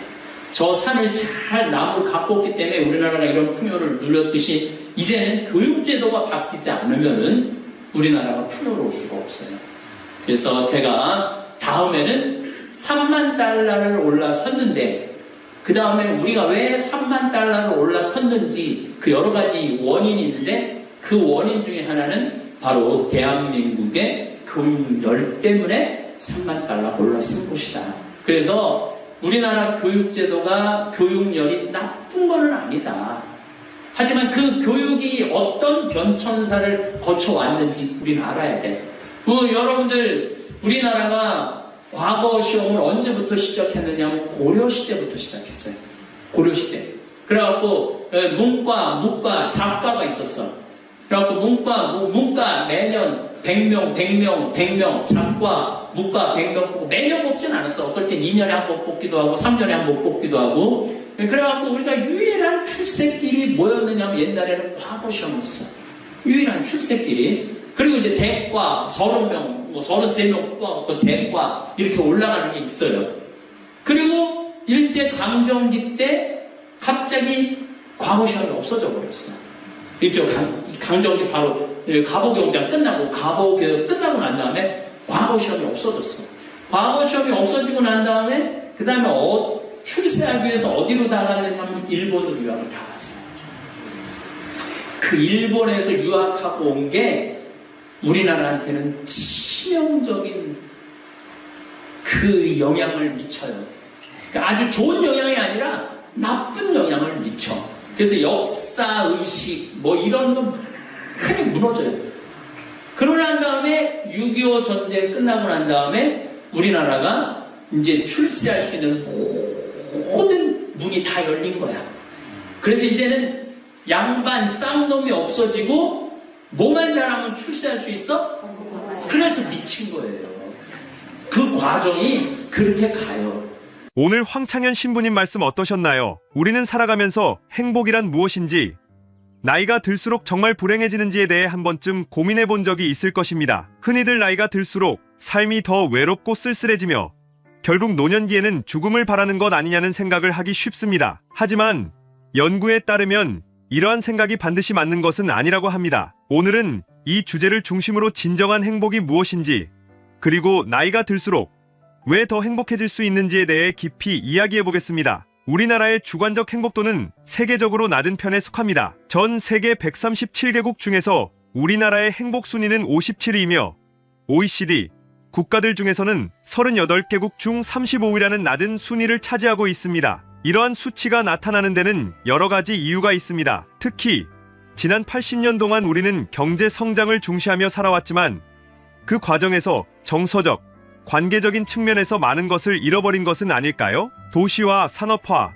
정보화가 급속히 진행되면서 우리는 점점 더 공동체적 연결감을 상실해왔습니다. 산업화로 인해 서열과 효율성이 강조되면서 인간관계는 더욱 삭막해졌고 핵가족화가 진행되면서 가족 간의 관계도 약해졌습니다. 이제는 핵가족조차도 흔들리며 사람들은 더욱 고립되고 불행감을 느끼게 되었습니다. 이러한 상황은 부모들이 자녀에게도 무의식적으로 강요하게 되어 아이들까지도 행복을 느끼지 못하게 되는 악순환이 이어지고 있습니다. 우리 사회에서는 성공이라는 단어가 행복과 자주 연관지어지곤 합니다. 많은 부모님들은 자녀들에게 고등학교 때까지 열심히 공부해서 명문대에 들어가면 이후의 삶은 편하고 행복할 것이다 라고 말하곤 합니다. 이로 인해 많은 학생들이 잠도 제대로 못 자고 오로지 공부에만 매달리며 고통스러운 학창 시절을 보내게 됩니다. 그러나 이런 방식이 과연 진정한 행복을 보장해줄까요? 연구에 따르면 소위 명문대에 입학한 학생들은 잠시 동안 행복을 느끼지만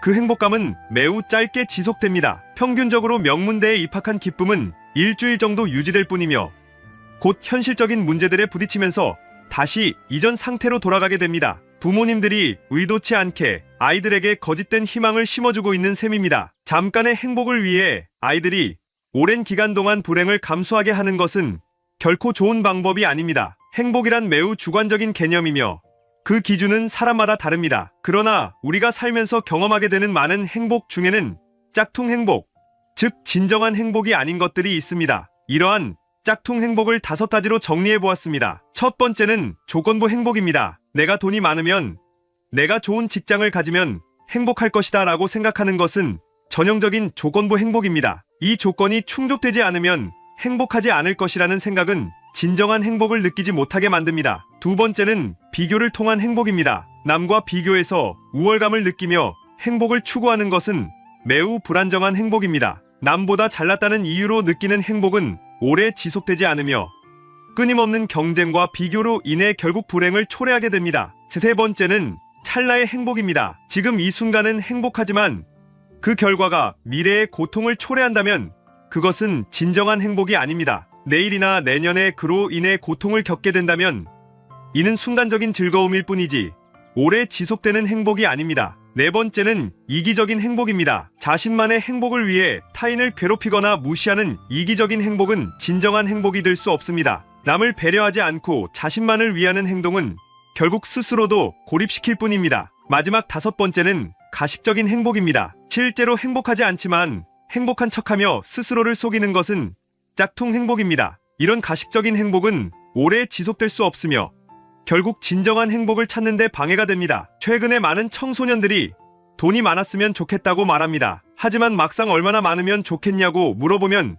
그들은 잘 모릅니다. 단지 많으면 좋겠다고 생각할 뿐입니다. 하지만 과연 돈이 많다고 해서 진정한 행복을 얻을 수 있을까요? 실제로 로또에 당첨된 사람들을 대상으로 한 연구 결과를 보면 많은 돈을 얻는 것이 꼭 행복으로 이어지지 않는다는 사실을 알 수 있습니다. 수천억 원에 달하는 로또 당첨금을 받은 사람들은 처음에는 엄청난 행복을 느끼지만 그 행복감은 불과 1년 정도밖에 지속되지 않습니다. 시간이 지나면서 이들은 가족이나 친지 사이에서 불화가 생기고 돈을 노린 사람들이 몰려오는 등의 문제로 인해 점점 더 불행해지게 됩니다. 반대로 큰 사고나 재난으로 인해 모든 것을 잃은 사람들의 경우에도 시간이 지나면 다시 행복을 되찾는 경우가 많습니다. 처음에는 절망감과 큰 불행을 느끼지만 시간이 지나면서 자신이 가진 것들에 감사하게 되고 주변 사람들의 사랑과 지지를 받으면서 다시 행복감을 느끼게 됩니다. 중요한 것은 이러한 경험들이 일시적인 행복이나 불행을 결정짓는 것이 아니라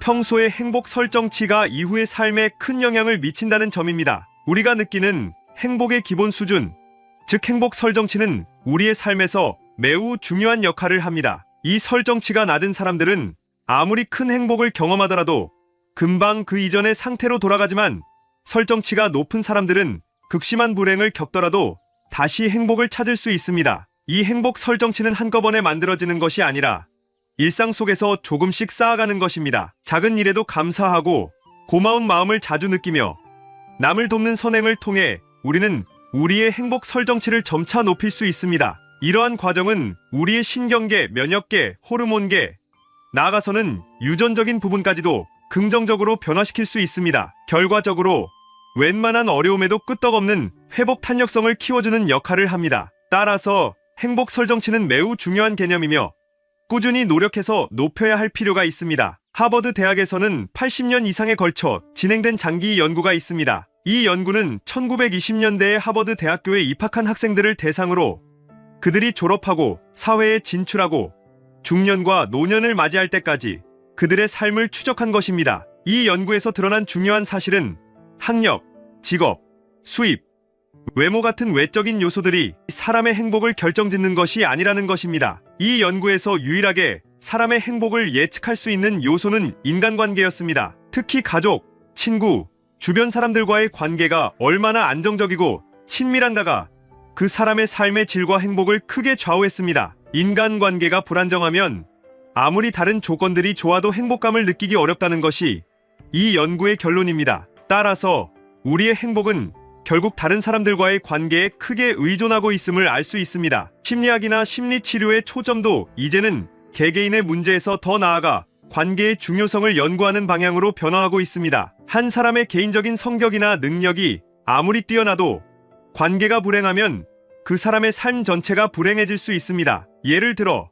능력 있는 사람이라 할지라도 인간관계에서 갈등이 있거나 외로움을 느낀다면 이는 그의 정신적, 정서적 건강에 큰 악영향을 미칠 수 있습니다. 이러한 변화는 이제 개인주의를 중시했던 서양에서도 나타나고 있습니다. 과거에는 개인의 독립성과 자립성을 중요시했다면 이제는 인간관계를 더욱 중시하는 문화로 변해가고 있습니다. 한편 전통적으로 인간관계를 중시해왔던 우리나라에서는 오히려 현대 사회의 경쟁과 효율성 중시 문화로 인해 개인주의가 만연해지고 있습니다. 그러나 궁극적으로는 공동체와의 관계가 다시 중요해지는 시점이 올 것이라고 기대됩니다. 행복하고 성공적인 삶을 사는 사람들에게는 몇 가지 공통점이 있습니다. 첫째, 그들은 운동을 꾸준히 합니다. 운동은 단순히 신체 건강을 위한 것이 아닙니다. 운동을 통해 몸에 쌓인 스트레스를 해소하고 긍정적인 호르몬 분비를 촉진시킬 수 있습니다. 둘째, 그들은 긍정적인 사고방식을 가지고 있습니다. 삶에서 긍정적인 면을 보려고 노력하고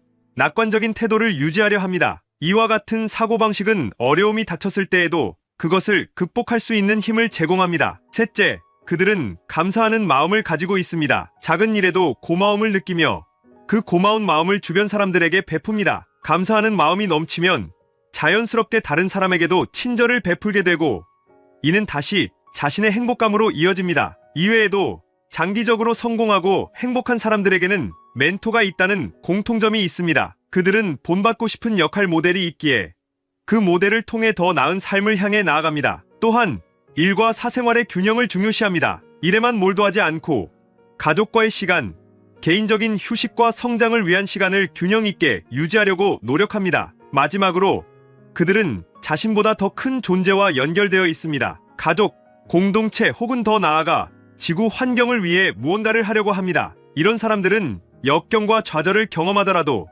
그것을 극복하고 나아갈 수 있는 힘을 가집니다. 우리나라의 어린아이들이 행복하지 않다는 사실은 여러 지표를 통해 드러나고 있습니다. 그렇다면 행복도가 높은 나라는 어떻게 아이들을 키우고 있을까요?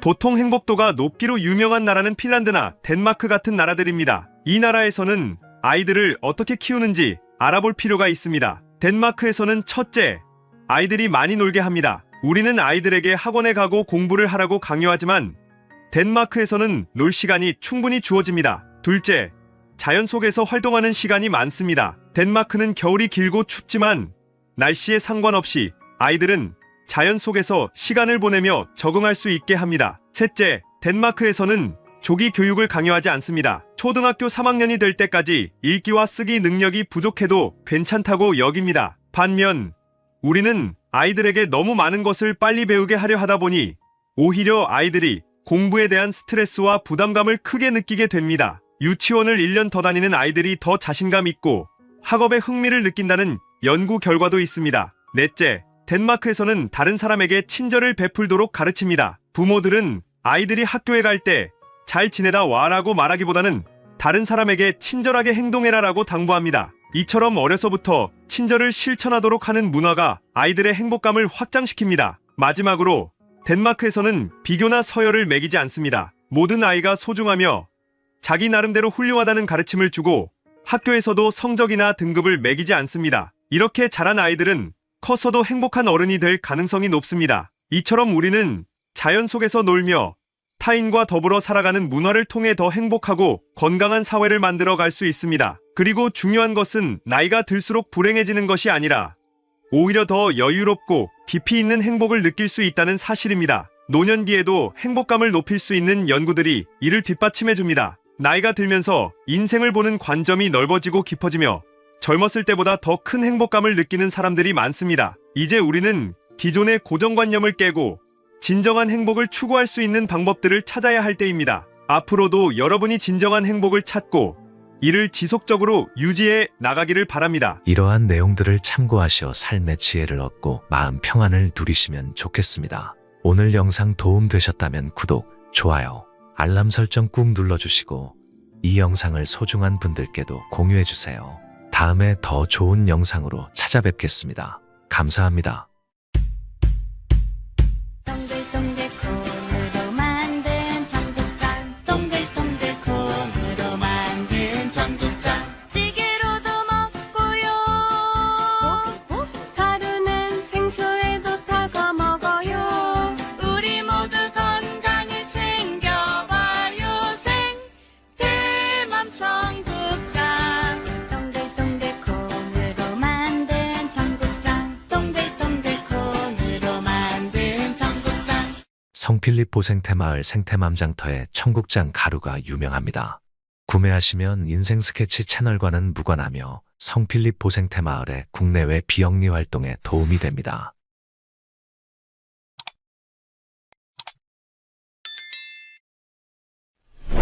성공한 사람들을 보면 크게 두 부류로 나뉘는 걸 알 수 있습니다. 하나는 자신이 성공했다고 여기저기 떠벌리고 다니는 사람들, 그리고 또 하나는 조용히 아무 말 없이 자기 삶을 사는 사람들입니다. 우리는 흔히 성공을 하면 자연스럽게 자랑하고 싶어질 거라고 생각하죠. 좋은 차를 사고 비싼 시계를 차고 SNS에 멋진 사진을 올리고 싶을 겁니다.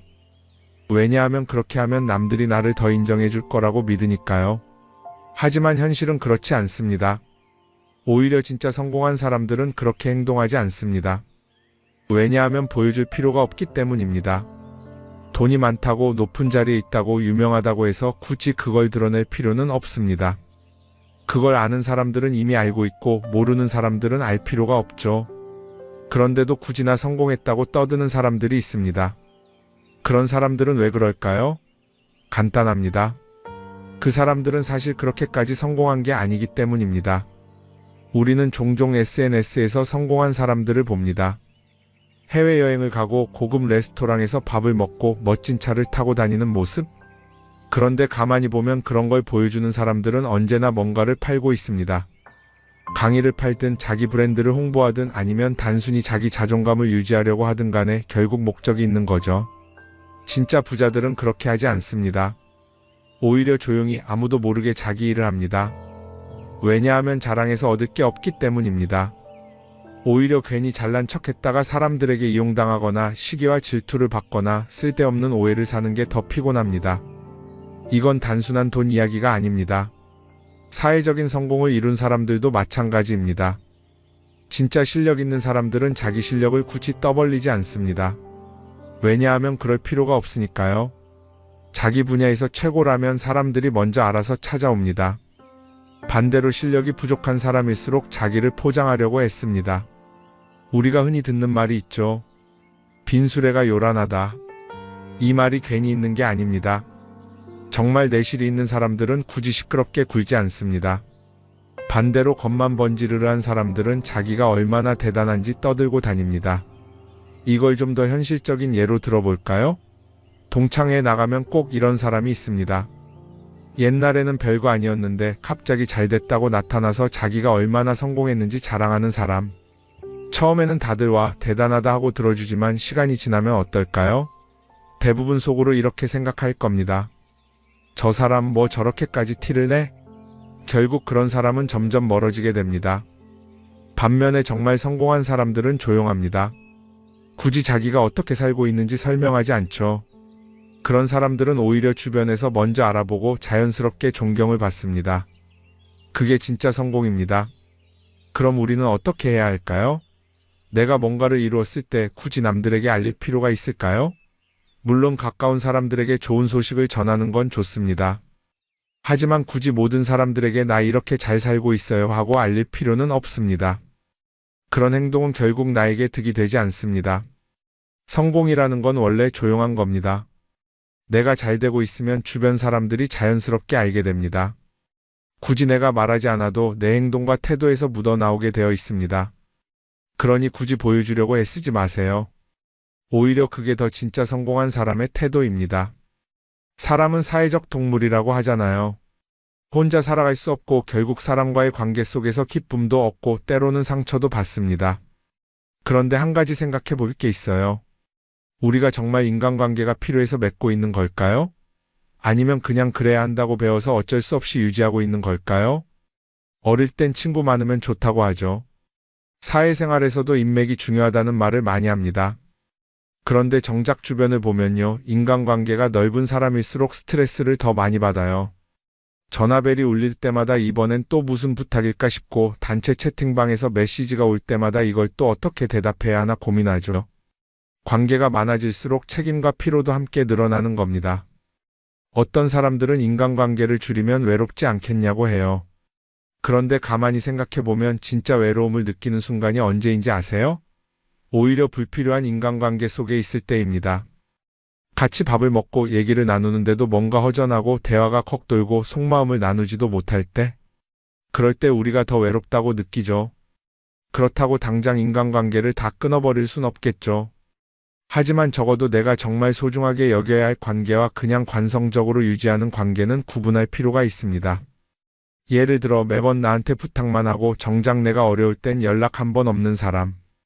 내가 실수하면 뒷담화를 하면서 내 앞에서는 웃는 사람. 이런 관계를 굳이 계속 이어갈 이유가 있을까요? 가끔은 이런 경험도 있을 거예요. 우연히 어떤 사람과 친해졌는데 만난 지 얼마 되지도 않았는데 너무 많은 걸 털어놓는 사람들 있죠. 자기 속사정부터 가족 문제, 직장 고민까지 쏟아내는 사람들. 이런 경우 두 가지의 가능성이 큽니다. 하나는 그냥 감정적으로 의존할 사람이 필요해서일 수도 있고 또 하나는 내가 믿을 만한 사람인지 떠보는 걸 수도 있어요. 어떤 경우든 이런 관계는 오래가기 어렵습니다. 사실 친밀함이라는 건 시간이 필요한 법이에요. 적당한 거리를 두고 천천히 서로를 알아가야 하는데 초반부터 급격하게 가까워진 관계는 쉽게 무너지는 경우가 많습니다. 처음엔 친하다고 생각했는데 어느 순간 사소한 일로 틀어지고 결국 남보다 못한 사이가 되는 거죠. 그러면 인간관계를 어떻게 해야 할까요? 답은 간단합니다. 억지로 맺지 말고 굳이 유지하려고도 하지 않는 거예요. 내가 편한 관계라면 자연스럽게 이어질 것이고 그렇지 않다면 서서히 멀어질 겁니다. 그리고 그걸 억지로 붙잡지 않아도 괜찮습니다. 관계를 유지하는데 에너지를 쓰기보다는 정말 소중한 관계에 집중하는 게 더 낫지 않을까요? 어떤 사람은 내가 인간관계를 줄이면 나중에 나 혼자 남는 거 아니냐 걱정하기도 해요. 그런데 생각해보면요, 진짜 나를 위하는 사람은 많지 않아요. 인간관계를 줄인다고 해서 완전히 혼자가 되는 게 아닙니다. 오히려 불필요한 관계를 정리하고 나면 남아있는 관계들이 더 단단해지고 가치 있게 느껴질 겁니다. 예전엔 인맥이 자산이라는 말을 많이 했어요. 그런데 요즘은 꼭 그렇지도 않죠. 오히려 불필요한 인간관계가 많으면 그게 짐이 될 수도 있어요. 적당한 거리, 적당한 선. 이걸 잘 지키는 게 결국엔 가장 편한 인간관계를 유지하는 방법 아닐까요?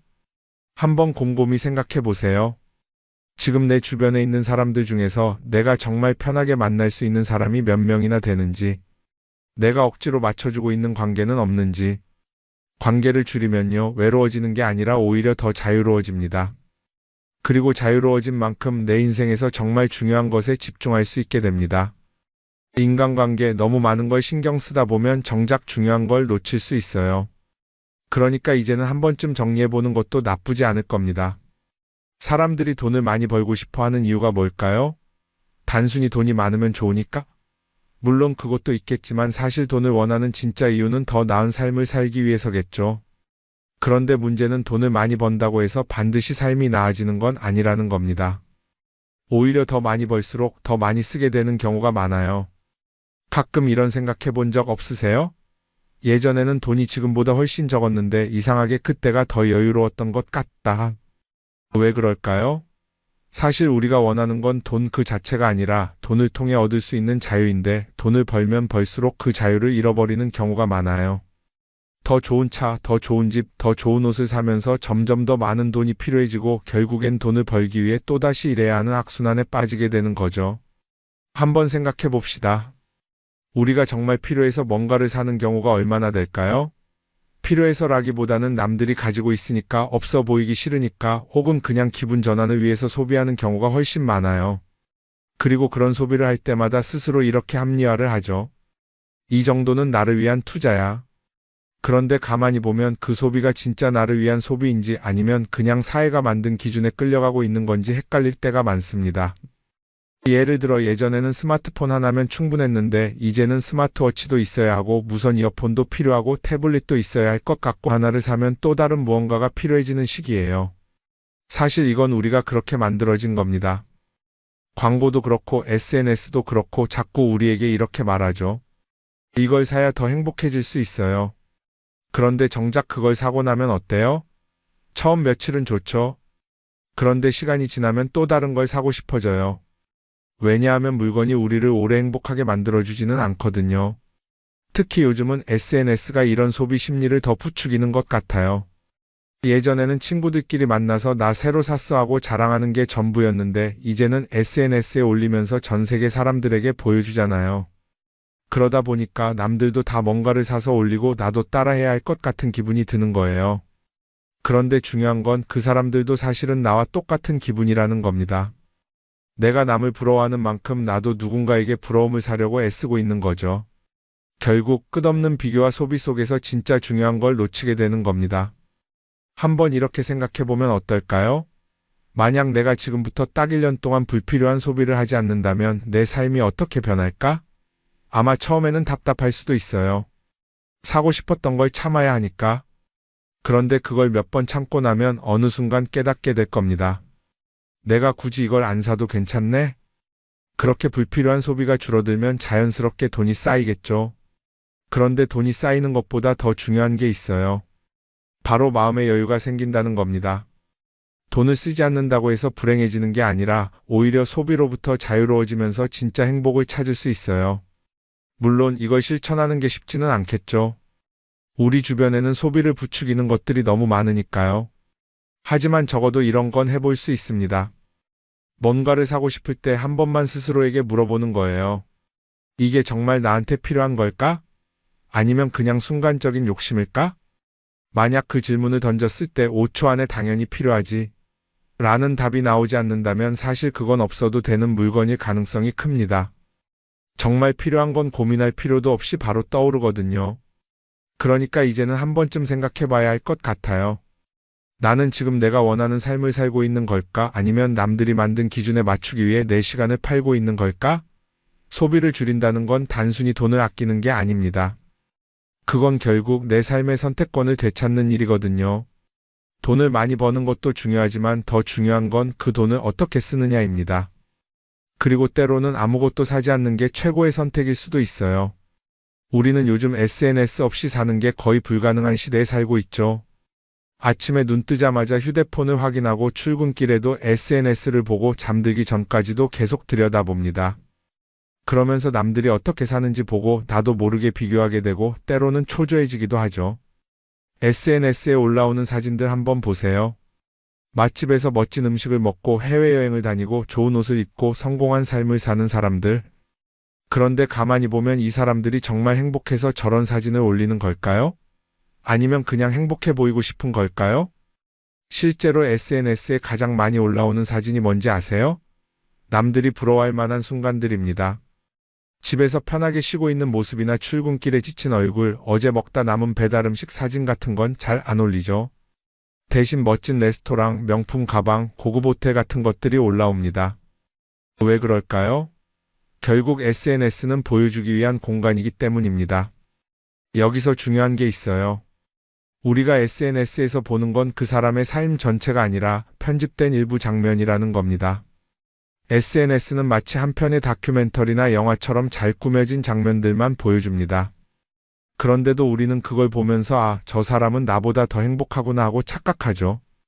예를 들어 SNS에서 한 친구가 해외여행을 가서 아름다운 풍경을 찍어 올렸다고 해볼게요. 우리는 그걸 보면서 부럽다, 나도 저렇게 살고 싶다라고 생각하겠죠.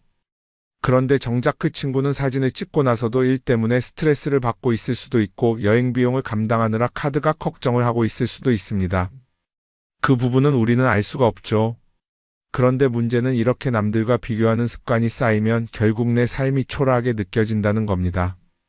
원래는 그냥 조용히 살아도 괜찮았는데 SNS를 보고 나면 나만 뒤처지는 것 같고 뭔가를 더 해야 할 것 같고 괜히 불안해지죠.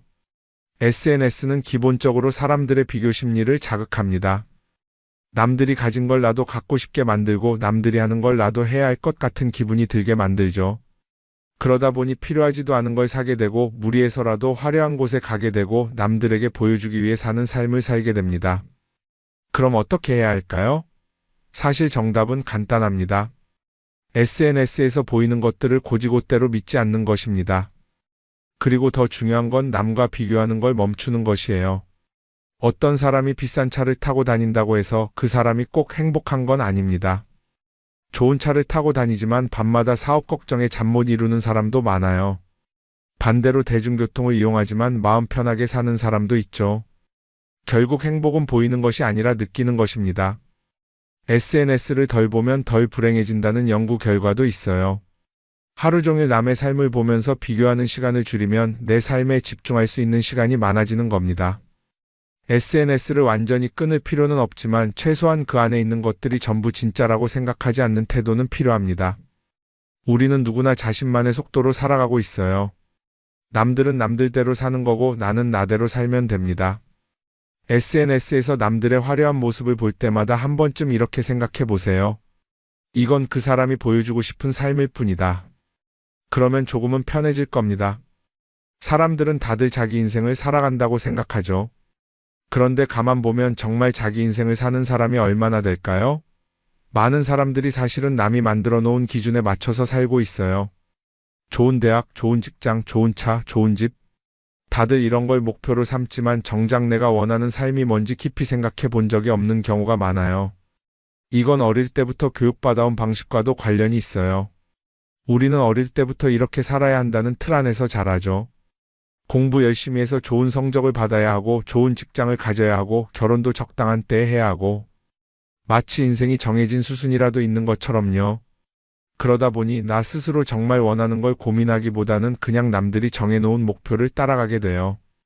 그런데 이렇게 남의 기준에 맞춰서 살다 보면 어느 순간 공허함을 느끼게 됩니다. 이게 정말 내가 원했던 삶인가? 하는 의문이 들 때가 오죠.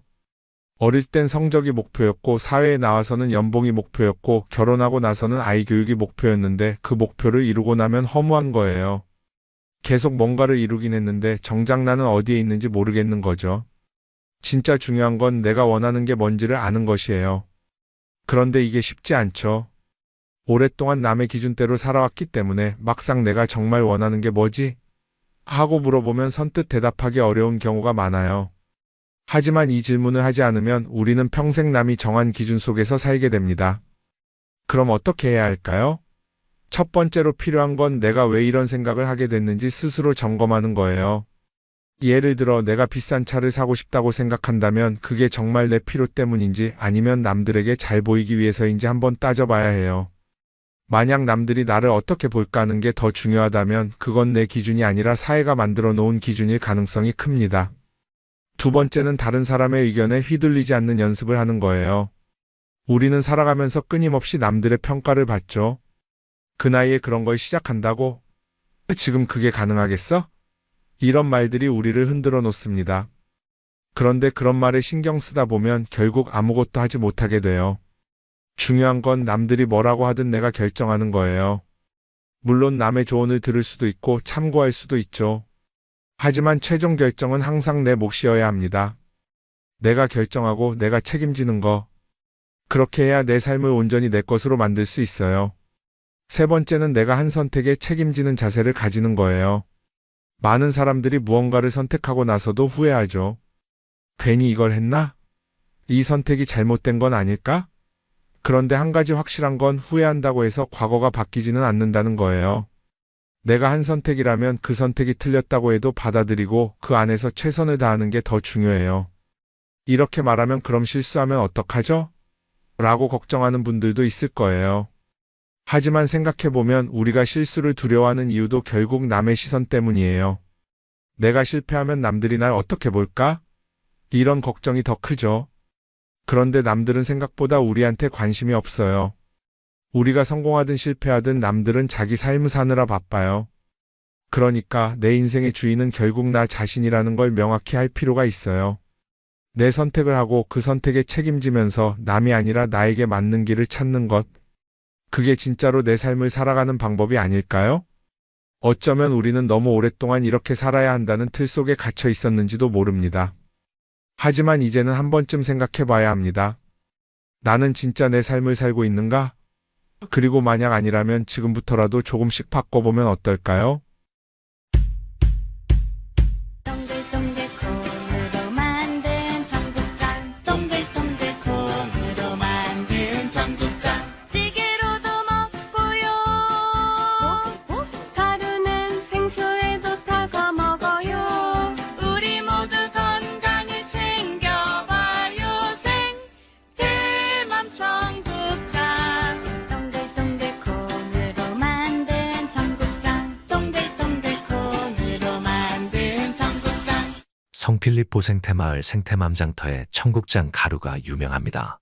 구매하시면 인생 스케치 채널과는 무관하며 성필립 보생태마을의 국내외 비영리 활동에 도움이 됩니다.